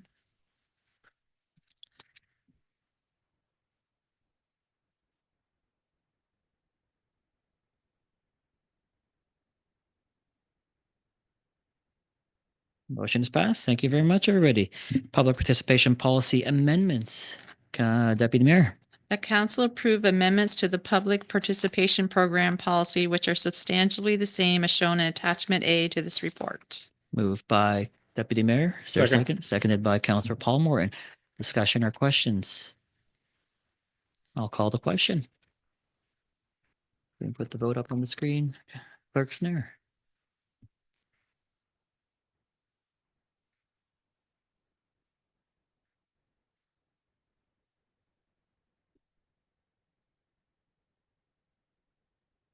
Motion is passed. Thank you very much. Regional Councillor remuneration. Deputy Mayor. Council directs the remuneration policy be updated to include the annual remuneration levels for mayor, deputy mayor, and councillor increase as per the December 2024 report on April 1st of each fiscal year as per the annual Statistics Canada Consumer Price Index CPI, all items for the province of Nova Scotia for the preceding calendar year until the 2028 Nova Scotia municipal election. Moved by Deputy Mayor, seconded by Councillor Paul Morton. Discussions, questions? No lights. I'll call the question.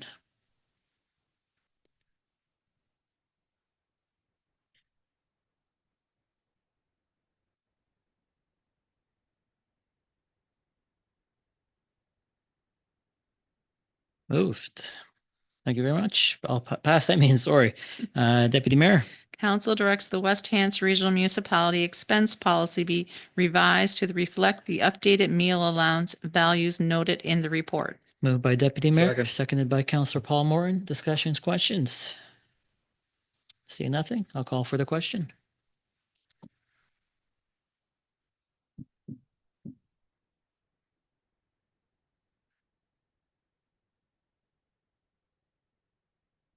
Motion is passed. Thank you very much. Deputy Mayor. Council directs West Hants Regional Municipality continue to extend the defined contribution group pension plan to elected officials with matching funds from the municipal and council member of 8%. Moved by Deputy Mayor, Second. seconded by Councillor Paul Morton. Discussions, questions, council? Seeing nothing, I'll call for the question.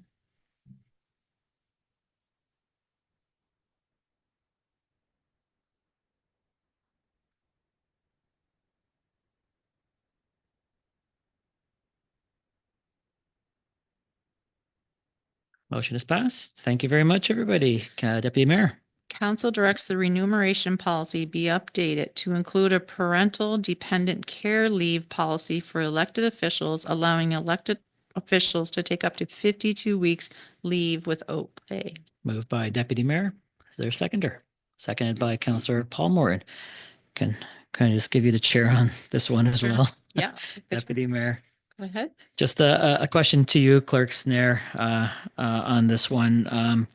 So 52 weeks leave without pay for any member of council. That maybe not a question to Clerk Snare, but a comment to council. It takes an elected rep out of service for the people that they were elected to represent for 1 year under this.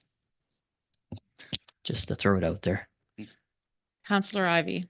Yeah, thank you, Chair. And a similar question in my mind, even when we had this in front of us a week ago, is so what do you do with the vacant or void seat? And is it worth having a conversation to talk about? Do you put an interim individual in there in some fashion, except at the cost of an election for an interim? So what gets done elsewhere where these policies of this nature are in place, and the requirements for dependent care can be of many things. We're probably mostly familiar with maternity, but there's other issues as we becoming aging community with more older people where those have aging parents that they need to care for and the like. And so there's many other issues and other folks out there with people that, have challenges that they've had for life. So I think in many ways it's the right thing to do. The question is how do you share the load of that area? Do you take an area where that might happen and ask the councillors that may abut a district? Or I don't know, but I don't think you want to have it that we've got somebody that's off for a year, solely off for a year, that somehow that area still has to be covered or have access for reaching into who can deal with their issues for them. I'd be curious to know what other areas do. I'm not aware of CAO. We could gather more information if that's the wishes of council, so we could bring a bit more information back to support this. This is a relatively new, I don't think it goes back to 2020, I would say, maybe 2016 with some councils. So again, we could do a bit more research if that's council's wishes. Mayor Zabian. I would completely support that, Chair. And just, I support it in theory, just when I was thinking about it, let's say District 9, not picking on Councillor Smith by any means, but out for 1 year. Again, they always have we're fortunate because they'd have me to fall back on.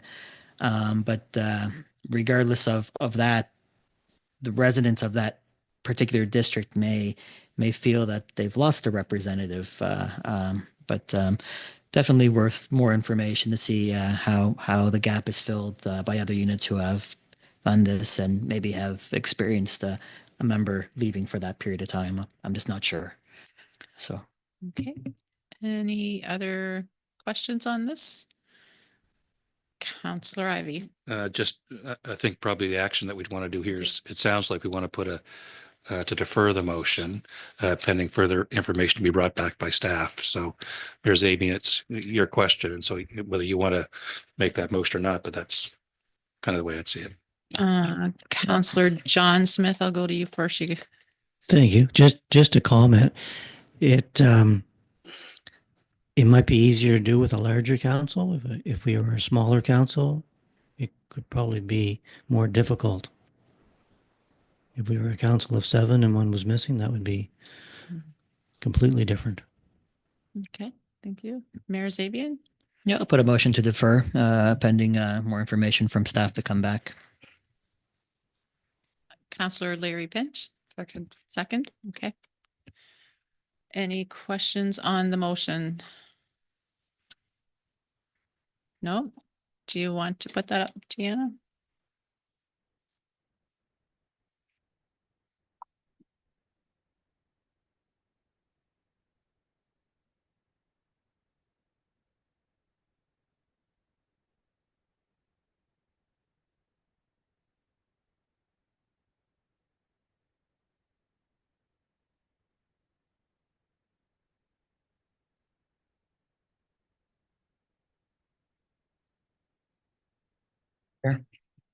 Motion passed. All right, thank you very much. And next up, Deputy Mayor.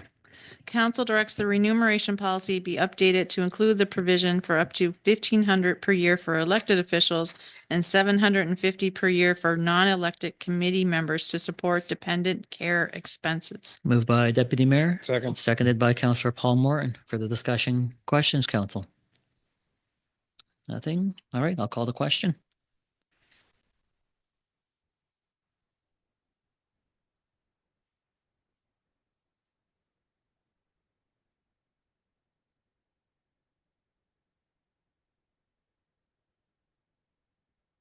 Motion is passed. All right, next up. Council directs the remuneration policy be updated to include an increase to the resident members per meeting allowance to $100 for all committees. Moved by Second. Deputy Mayor, seconded by Councillor Paul Morton. For the discussion on this motion. Okay, seeing nothing, I'll call for the question.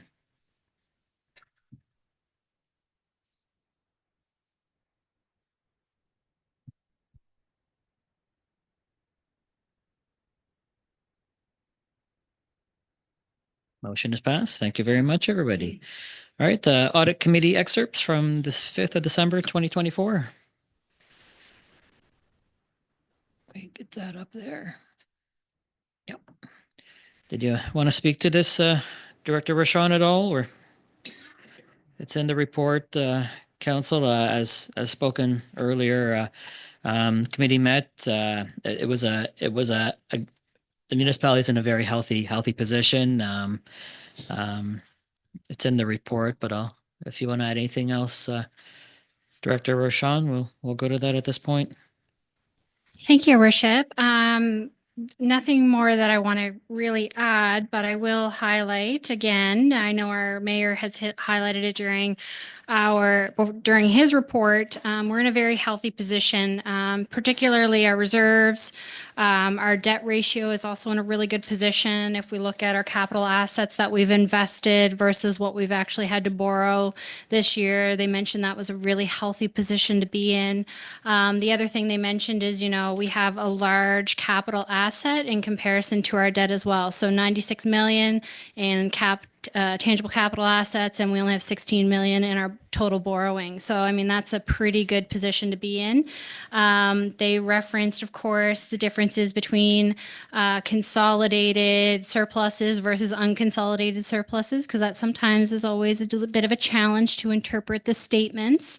And then, of course, we talked about materiality and some of the other items that were in there. But overall, the municipality is presenting a very healthy financial position. And I'd be happy to answer specific questions, but it is all in the report, the highlights from the meeting, including all recommendations from the auditor. Thank you very much, Director Rashawn. Councillor Scott McLean. Thank you, Mayor. Through you to Director Rashawn. Just on the highlights, just going through here, it said other revenue from own sources was 3.4 million, and we budgeted 750,000. So, because of a grant, I'm just curious what grant that was. That was, what's the acronym for that one? Municipal Capacity Growth Fund. We got 3,070,000, I want to say 70. I can't think of the number right off the top of my head, but we got 3 million, and that is for the water storage tank. Okay, thanks. Any further questions? Councillor Ivey. Yeah, thank you, Chair. I guess just a couple things. I was able to catch, I think, most of the meeting in following it. The couple of questions I do have, and I am going to loop back to the fact that we still have the outstanding audit from 2023, and approving this audit for now what would be 23-24. And when I say audit outstanding, I should clarify that's the detailed audit which came up in the conversation around the table. So now we have the 23-24 audit in front of us, and we haven't concluded the operation and financial component of the detailed audit that was requested by council a year ago last January, approaching us. So that's on the water utility. That's on the water utility component. That's right. And I don't want to turn this into a water utility point, but it is a point in that there's $300,000 that is, I'm going to call it, not fully accounted for, at least with the explanation that we've had in front of this council. So first of all, though, I do want to ask, and just on the starting of the review of the audited statements, because I've seen it before where we've had numbers that didn't quite line up, but in the summary statements that we see on it's the numbered page 3 of your document. If you're looking at it, it's what we show for budgeted numbers in there are not the numbers that were budget/approved by council. They varied, they've moved. And in some cases, it's nominal. It's not even worth mentioning, and I'll leave those numbers out. $1 isn't worth, it's a rounding issue, whatever you want to talk about. But the other ones, so for example, on taxes, the number that we approved and the number that we're showing here is off by $86,000.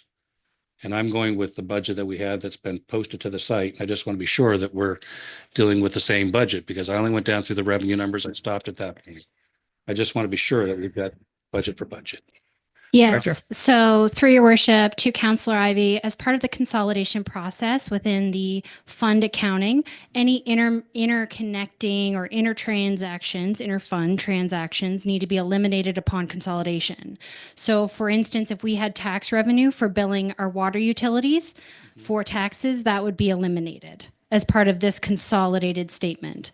So the consolidation is all 13 of our funds in this statement. So any interrelated accounting that would be between the two funds would be eliminated upon that consolidation. So you will see that some of our numbers will not match up directly to budget because of those interfund.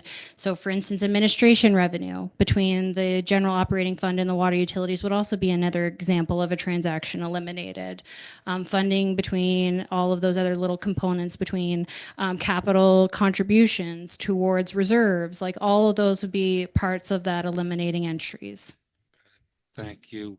Appreciate that. So, and I can appreciate that as an explanation, except that for some of the items that I see here, I mean, I don't know that they're ones that would have involved all of those, like conditional transfers from other local governments.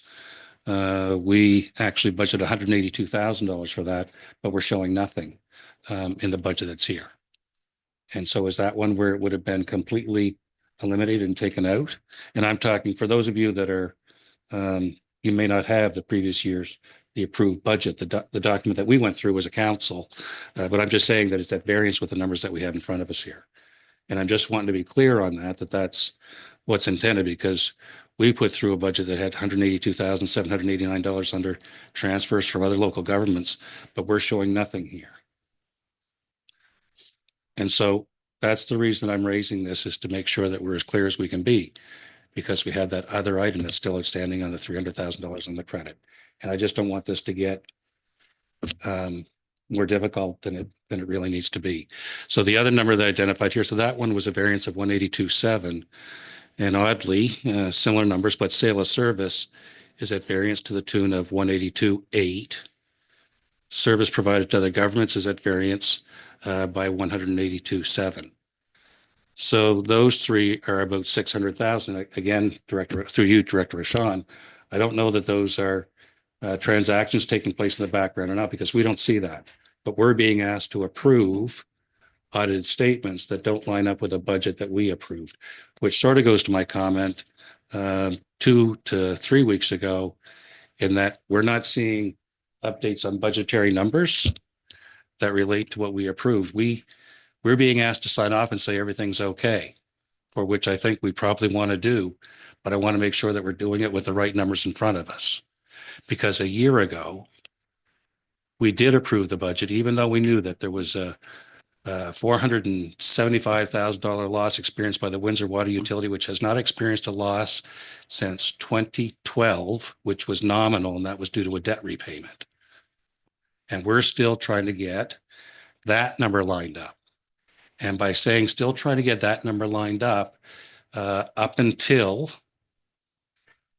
the written responses to the undertakings in May, it was being explained to us that that was a meter reading error, and that the credits were applied in 2023. The written response on this shows the credits being provided in 2021 and 2022. And at the audit meeting on Thursday, it's no longer described as a meter reading issue. It's described as a leakage issue. So I'm a little reticent with these numbers here not lining up to give the okay today in approving the audited statements. I don't doubt that staff have gone through this and done all the work that needs to be done, and I don't want to lay out a laundry list here of numbers that haven't lined up over the last, but it's time for us to get it right. It really is. And I don't mean that to be offensive. I'm just saying, but I shouldn't be looking at these numbers and seeing these differences. I don't think. So All through right, your worship Director. to Councillor Ivy, if you look at page 25, you will be able to see a budget that is comparative to the budget that was approved, and then the variance is $1, and that's due to rounding. Okay. Councillor Leary Pinch. I was just curious, Thank we you. might be too far forward now, but do we ever reforecast? Like if something drastically changes, do we reforecast the budget throughout the year? That's a great question, Counselor. We would, of course, present any big transactions that would be impactful to budget. And usually what we would do in that instance is prepare basically a funding plan. Like, oh, we have this big thing coming down the pipe that was unexpected when we approved it. This is going to impact our budget significantly. How should we fund it? Here are your options, and we get your direction at that point. So we did have an instance of that this past September, where we brought back a report that our operating budget was going to be out. And we basically gave a plan of how we could account for that that under budget item. And so that was presented to council, and we were able to bring back a report in, I believe, July, maybe June, and just say, here's our final results. We were finished off a little bit better than we anticipated, and here's what we anticipate we're going to need to actually take from the reserve to cover that shortfall. So that's usually the process. Thank you. Yep, audit committee went through the reports. Our citizen members who are very financially astute were very comfortable with them. The auditors were pretty clear on their findings, and it's before council for approval. If there's any more questions, we can take them now. Councillor Ivy.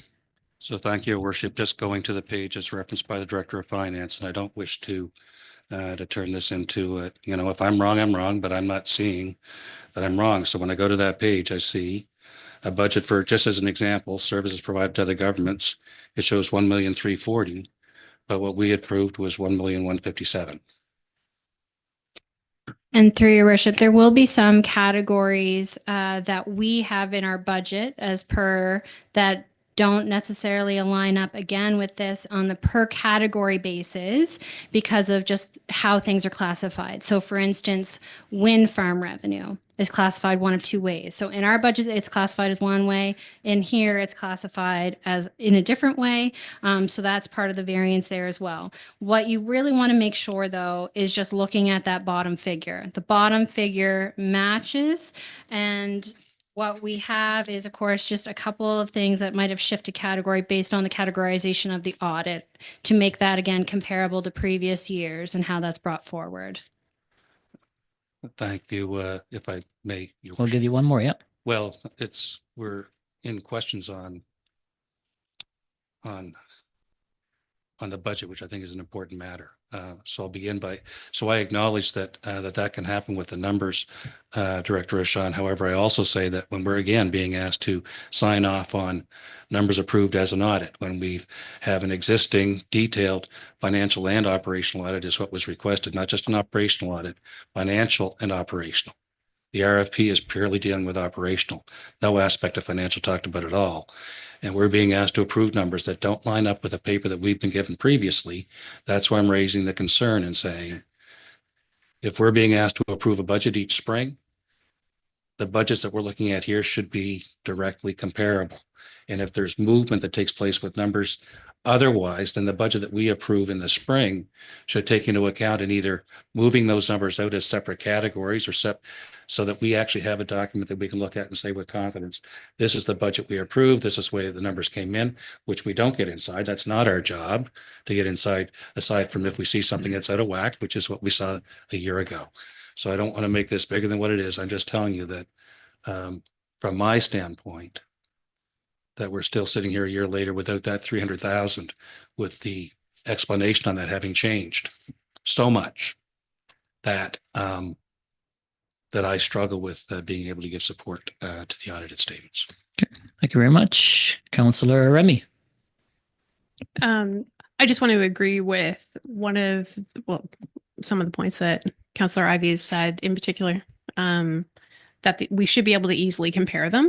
I mean, I can't speak for everybody here, but I know probably many of us don't have accounting degrees or being able to easily figure stuff out without digging into, hey, well, that might have been an internal switch or those things. It should be very easy to be like, this was last month, this was this month, or, to compare apples to apples as opposed to trying to decipher what's happening behind the scenes. So I agree 100% that the documents coming to us should have the same categories every single time without us having to interpret what's being said. So 100% agree with that. I'm not sure what to do with that, but and I do have a question too on the 300,000, only because obviously heard it prior to becoming councillor too, but I'm curious, what has been the holdup for it to be a year? If the motion was made in January, I believe, of this year. So what has taken, why a full year before any of that information's brought back? So those are my two, comment and question, I guess. It's been capacity, but I'll let Director Rashan speak to it. Yeah, some of it was capacity. Some of it was, of course, looking into what all entailed into an operational audit so that we could make sure that we were putting appropriate criteria out there so that we got responses back that were going to be useful in the sense of the work that we were directing somebody to respond on. So that was a lot of that went on. And then just capacity. Now, speaking to some of the budget comparisons, one of the biggest things that will be hard to change just because of how our agreements are within the consolidation and the dissolution of Hansport relating to the former debt. So if you look at the detailed budgets within the appendix, I believe it's Appendix 1 of the budget, you will see that each category has the associated interest costs. That interest cost you can see is a one lump sum. So again, that is something that isn't broken out by category. So, but is required in the budgeting process to be broken out by category. So there is going to be that variance relating to interest expenses associated to long-term debt. That is unfortunately something that we're kind of bound by in budgeting practices with FRAM versus reporting practices with public sector accounting. Councillor Yanish. Yeah, thank you, Your Worship. At that meeting, this issue came up, and I can't recall exactly what numbers we were dealing with and what numbers we're dealing with tonight. There's a lot of numbers at play, and I'm no expert in the water utilities, but the auditor gave his comments on how it was very difficult, or in his opinion, not possible to go back and change numbers from past audits. And he was also very explained how the UARB looked at a lot of these numbers and had no issue with them. And again, I'm not sure which numbers we're comparing here and which ones the UARB were looking at. I tend to think it was very much the same, same numbers that Councillor Ivey has been bringing up. And so as a committee member, I was under the impression that the audit was legitimate. All right, further discussion, questions? Councillor Ivey. Thank you, Chair. I think it's Councillor Yanish brings up a good point that the auditor was concerned with going backwards to do reconciliations or corrections on numbers that were behind us. In fact, I believe he identified it. That's an area that can result in fraud. Even though that is done on a regular basis within businesses when they discover an issue or an error, going back and doing a correction with footnotes is not an unusual practice to take place. What can occur with this, though, however, is to have the correction done on those utility numbers, even in these statements, to get them corrected. As I said, and I've rounded when I said 300,000 earlier, we actually don't know what the number is, except that we know. Isn't that something can't say what the number is, because initially the credits that were being quoted to us were attributed to 2023, but it looks like they're 21 and 22 credits. And I don't want to, not wanting to make a mountain out of a molehill on $300,000 rounded again. It's 294, 297. But that water was required to be billed between the two utilities. Because we've consolidated now is really the reason that it doesn't matter per se. But if we hadn't consolidated, if we had stuck with the motion of not consolidating the utilities a year ago, that's $297,000 that should have been in the Town of Windsor surplus account. It's about $297,000. I'm pulling that number out, assuming that that's what it is. But again, we really don't know. That would have come out of the West Hants 3 Mile Plains water utility account. The argument a year ago was to get the numbers cleaned up and right, so that as we close off the books on the water utilities now going from 2 independent units, that we still have an accounting for the volume of water going through the system. Well, the $300,000 or the whatever the millions of gallons that adds up to be matter at the end of the day, a year or 2 years from now, maybe not, but those numbers should be correct and corrected. And it shouldn't be that we're still debating them 11 months later as part of that process. I realize this is angular to the original comments made here and questions on the financials, but I think those are valid too, that we should be able to look at. And I am capable in going through the financial statements to work through the backside to dig them out. I can do that. But I know that we shouldn't have to do that. And I know that that shouldn't be the task or the job of the people that are sitting around this table. In any way, shape, or form, we should be at the higher level looking at that. Thank you very much. Councillor Remy. I was pretty much going to say exactly what Councillor Ivey just said, but I do just want to say, one, I have a quick question. Where are we with that audit Like, is it the RFP was out and it's expected to be done, or is it just not happening anymore now that it's consolidated? No, so through your worship, it is posted right now. It closes in the new year and we'll be taking it to audit committee for review and consideration and recommendation to council. Awesome. Thank you. And then my only other thing is I just want to reiterate, like, I wasn't questioning the auditors or the processes or any of those things. Like, I'm sure that the audit is fine. Like, they're professionals and they do their thing, the same as the audit committee.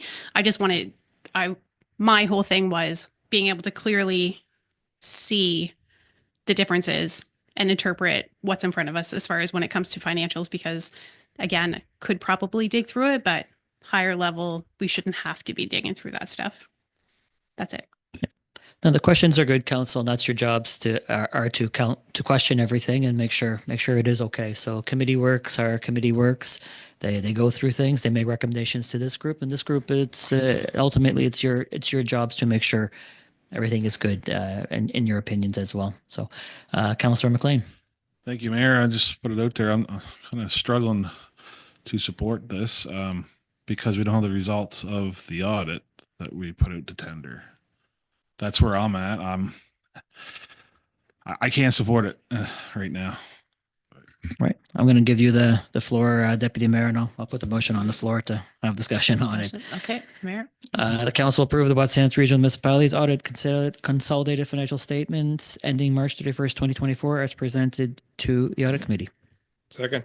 Seconded by Councillor Paul Morton.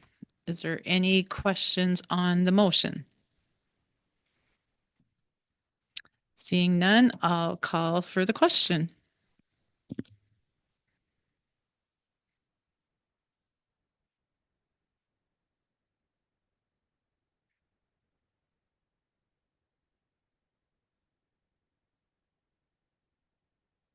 Motion passed. All right, thank you very much. Councillor Municipal Business Activity Reports. I'm going to go through each councillor as I started last meeting. We'll start with Councillor Leary Pinch at this point. You want to submit a report on District 7 doings, anything you've done within the community, or? I think I covered most of that previously, but we did have our society tree lighting. It was wonderful. Coming up on the 14th is the tree lighting and community gathering at the Little Red Schoolhouse. And Falmouth Hall has also updated their events on their Facebook page. So their last jam, I think, is this coming Friday the 13th for the Thank you very much. 2024 year. Councillor Paul Morton. So we had Festoon last week and it's a success, even though the weather wasn't. Santa was there. Chili Willie was there. And I also like to congratulate Heather McGinnis on the job she does with the Bonspiel curling thing for the fundraiser for the Hansport Food Bank. It was well attended and raised lots of money for them. Thank you very much. Councillor Smith. John. Covered everything last time, but I just wanted to bring up the Upland Active Transportation Survey that's out for the public to fill out. It has everything to do with active transportation in the municipality, including sidewalks. And the more people that speak up and speak out, the better information than the consultants will have. Thank you. Thank you very much. Councillor Bonnie Smith. Just a couple quick things. The first annual Christmas House Tour was done on Sunday, despite the lousy weather. It was a fundraiser for the 9 Lives Cat Rescue, and it was a huge success. They visited 4 houses, 2 in Windsor, 2 in Hansport, and ended it with the gingerbread and lemon sauce at Churchill House in Hansport, and they raised $1,800. And the warming center has been open for a little over a week now. 4 people were there the first night and about 8 people every evening since. Some are just coming in for a warm meal and most of them are staying the night. So Fantastic. they're very appreciative of Perfect. what's going on there. Thank you very much. Councillor Smith. Ivy. Jim. Hey, thank you, Mayor. As I mentioned earlier in the other announcements, the Art Hall Santa with kids event, wonderful. Avon Chamber of Commerce, which you've highlighted and covered off upon, except I'll say that I was fortunate enough to be able to, I guess, drive one of the awardees to that event, and was so pleased, given the amount of work that she, with her business, and the others have done in doing what they have done and do within our community, to shine as they do, inspire would perhaps be the best word for us to use around this chamber, in what they do in their businesses and lives. So thank you to all of them. Christmas Angels, which was a real pleasure to be able to be at and see the event. Wonderful job done by Avonview High for a change of venue and the people that come in and do that work, which I know you've also touched on, Mayor Zamy. It is tremendous work that takes place and that they do there, and just really pleased to be able to see that. I'll reiterate the point made by fellow councilor here, John Smith, with the active transportation survey that's being done. And the real importance of getting inside that. I haven't done it yet, I'm embarrassed to say, but I've intended to. Now's the time to put on paper anything and everything from a green light brainstorm perspective that they can look at for considering how to connect our region from one end to the other. And we spoke about it here, excuse me, 3 weeks ago, as it related to the rails to trails and what we have going on, but the ways that we can really connect and interconnect the 11 districts that we have here throughout the region, to be able to find other ways to get people safely across streets and through areas where we've got rights of way and the like. The other point that came up, I've had a couple of calls in the last few days here again on this near border tax rate issue. And mostly it's as it relates to Windsor, but I'm sure that Hantsport may experience a bit of that as well, where you've got developers coming in, putting up new properties, and on one side of the street, you've got one tax rate, and around the corner, you've got another. Maybe something for us to consider as we work into budget this year. And then the other issue raised was development approvals. And although I've always thought that we were pretty quick at moving things through here, it's an area that's outside of our purview by and large, but concerns with regards to timing are being raised, and to be aware of those. That, I think, is it for me. Thanks. Thank you very for the much. chance. Deputy Mayor. Thank you, Mayor. I'll just give another shout out for the Newport Community Hall for their Santa breakfast, December the 14th from 8 to 11:30. And it's going to be at the St. Croix Hall because they're still fundraising to get their hall open. So other than that, there's been a few minor issues that residents are dealing with, and just a shout out to Public Works helping with those. They seem to be getting resolved, so that's appreciated. And a big thank you to council for putting through that flood protection plan for those remaining 7 residents. I think that's a big thing, and that'll help them. And then we'll be able to get a report card back to see how it worked for funding for other years. So other than that, that's all I have. And wishing everyone happy holidays. Councillor Yanish. Yeah, thank you, Your Worship. I just want to comment on some concerns in the community about communications. Everyone's sort of suffering from the diminishing quality of cell phone service. Now, more and more people are complaining about the poor state of landlines, those that still have them. And the remedy proposed by Bell is that they buy a new phone, and that doesn't seem to be working. So, and on top of that, we have a postal strike, and that's severely impacting residents in all districts. But the point that we have to remember is that the outlying districts, those people living in outlying districts, are suffering the most because their options are very, very limited in how to move packages, move business letters, government documents, you name it. And so, yeah, this is a matter of grave concern, and I think it's something that we have to keep mentioning so that we capture the attention of the higher levels of government. Thank you very much. Councillor Scott McLean. Thank you, Mayor. I attended, my daughter and I and wife attended the Belmont Hall breakfast last Saturday. Very well attended. I left there full. We were all happy. Great time. Attended the Christmas tree lighting at the Brooklyn United Church 2 weeks ago, Saturday night. There was music inside the church. It was packed. Very full house. Great time. I guess I got to say, back in October, I attended the Tides of Change community think tank. at the Avon River Heritage Center in Avondale. A lot of great ideas for the brainstorming session. Very dry summer and fall, lots of water trucks hauling bulk water.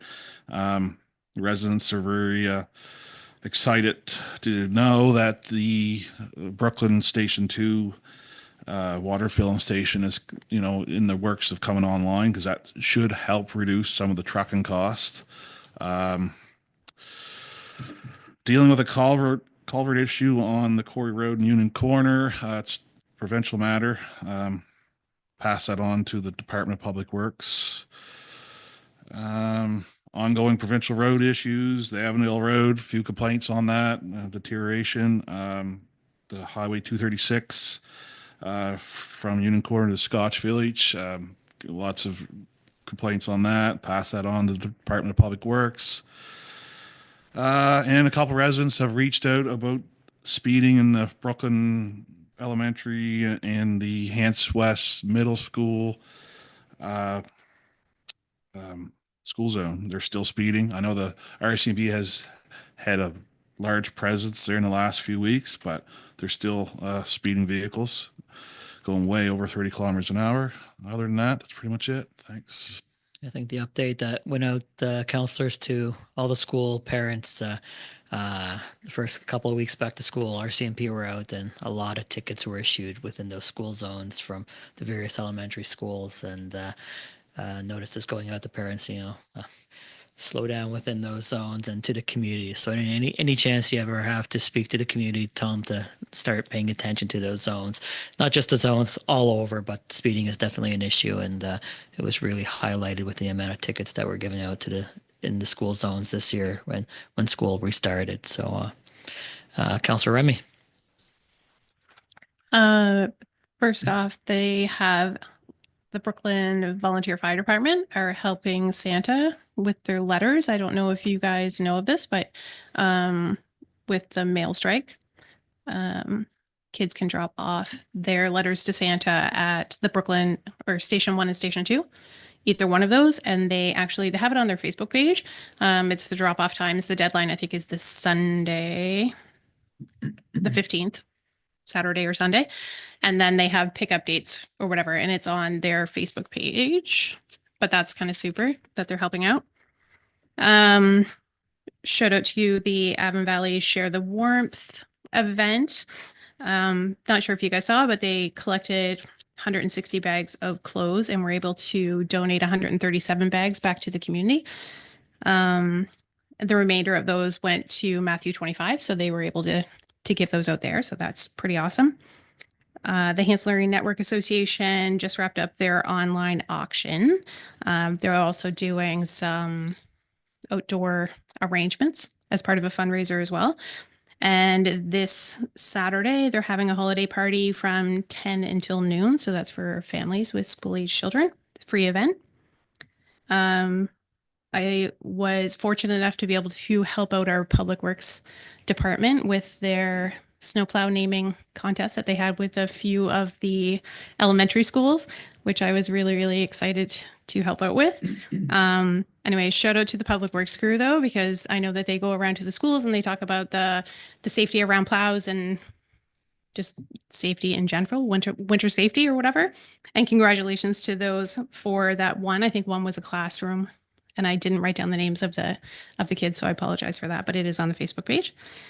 Went down and helped out on Christmas on the Green, which was the farmers market, held their craft fair at the sports complex. It was awesome. They had over 500 people come through the door. Wasn't able to get to the Brooklyn tree lighting because I was at the fire department's annual banquet, but the tree looks amazing and I drive by it every single day. So that's awesome to see that all lit up. And Sweets Corner Hall is looking for some members for their board. And just a shout out to Victory Credit Union, who donated $5,000 to Brooklyn Elementary for their breakfast program. Yep. Perfect. Thank you very much. I think they donated to multiple schools within the area. And on the plow is Bob the Plow is one of my favorites. You definitely notice when the big thing is coming and you see that name on the on the blade. I think one more plow is still yet to be named, and kids have definitely rallied behind that. So it's a great little project. Councillor Whedon. Thank you, Mayor. Also, I'm a big fan of the Frostbiter, the plow. Anyway, in District 4, I just wanted to make a shout out and a recognition to a resident who she's a farmer in Ardois, and she raised 6 pigs, and she had them processed, and she had all of the meat delivered to the food bank here in Windsor. So literally, it was hundreds of pounds of fresh pork, all vac sealed and all ready to go. So it'll really help a lot of families this Christmas. So just wanted to thank Mary Jewers, is the farmer that was involved with that. Also want to report that we had a Christmas tea at the Ellers House Hall a couple weeks ago. That was a big success, and a lot of community involvement in that. Also want to note that the Ardois Hall has a new generic generator, and they're going to be able to offer a warming center and a charge up center, and maybe a beverage and some snacks. That's going to be at the Ardois Hall, and want to shout out to Raymond and Susan Wright. They do a lot of hard work up there taking care of the community. Also coming up New Year's Eve at the St. Croix Hall, so we're getting all the halls this time. They're having a New Year's Eve karaoke party, and that's a great time. They're also having cold plate dinner. So if you haven't got plans for New Year's yet, I strongly recommend going to the karaoke party at the St. Croix Community Hall.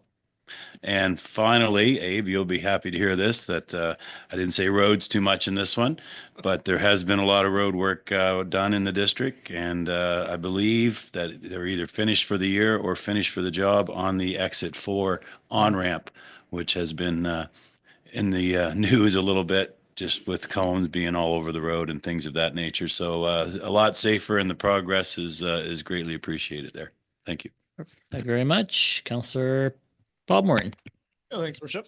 I have to say I'm pretty partial to Bob the Plow. We're taking record, but not a lot to report since the last couple of weeks. Santa will be running around Brooklyn. Brooklyn Fire Department will be running Santa around Garland's Crossing around 5 p.m. on the 23rd.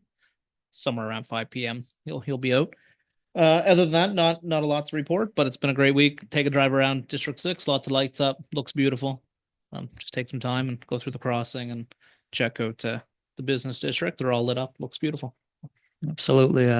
One thing I did notice is a lot of residents in West Hants have decorated their homes, which is, it's quite nice to see when you compare different communities and stuff. West Hansers have definitely stepped up, and multiple Santas going around multiple areas through multiple fire departments in the next coming days. So it's great to see. All right, we are at 8:05. Council, we're pretty much at the part of the agenda where we're nearing the end. If you guys are okay, we'll continue on and go that way. All right.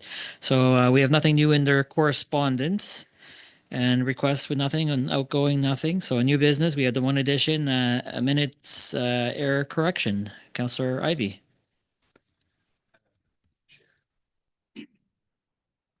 Excuse me, I lost my place there. So the report circulated to council. I'll just give you the high level points on it if I can. We heard it raised and discussed here a couple of times. Minutes approved in September. It was the result of comments being shared by a resident, in which the point being made, he was identifying 132,000 in revenue, but it was in the minutes as a loss of 132,000. So that's a swing of 260. And it goes to this issue that we've been dealing with on the water utility credit component.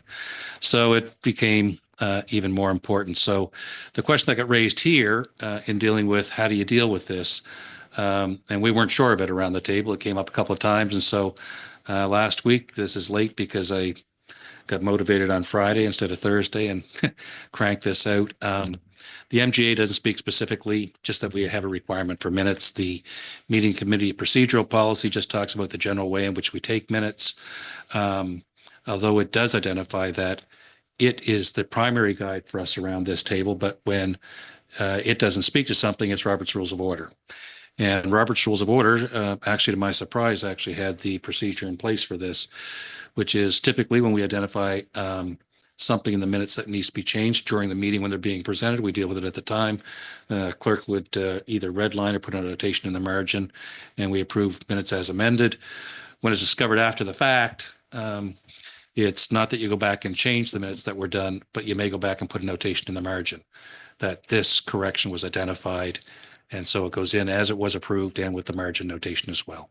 And that's what we've done, oddly enough, just kind of off the cuff here when we've discovered this before. That's all we've asked for, is we don't want to change the minutes. We don't want them to be verbatim either. That's not what's at play here. It's that they reflect the essence of what was being said. And so in this case, Robert's rules is what would come into play. And so that's where I've crafted out the motion, and I took the liberty in the motion of putting the actual paragraph there that would correct the wording, and we'd leave that to the clerk and or the CAO to determine how they do that notation in the minutes to get it done. So that's the report. It's a pretty simple process, and now we'll all know. So should this happen again, it probably won't.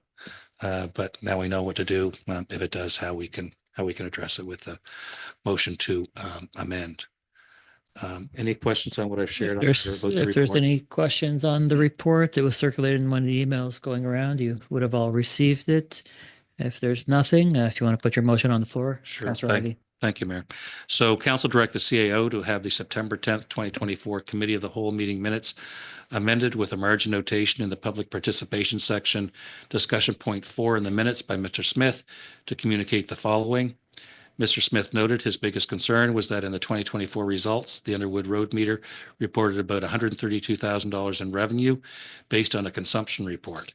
In his opinion, it was a huge concern, as in previous years, it was only $600, $700, or $410, which leads to something being wrong with that meter. And I second. Moved by Councilor Ivey, seconded by Councilor Paul Moran. Further discussion, questions? Seeing nothing, we'll call for the question.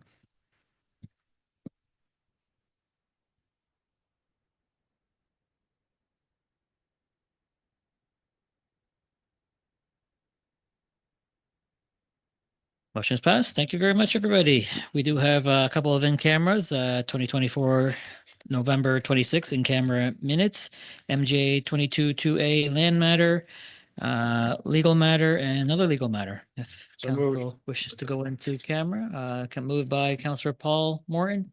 Is there a seconder? Seconded by Councilor Paul Moran. All in favor signify by hands up. Opposed? Motion is passed unanimously. Thank you very much. In case we are not back out of in-camera, folks at home, we wish you a Merry Christmas. Be safe. Remember those who may be less fortunate, or somebody who may be alone this Christmas season, and have a happy holidays.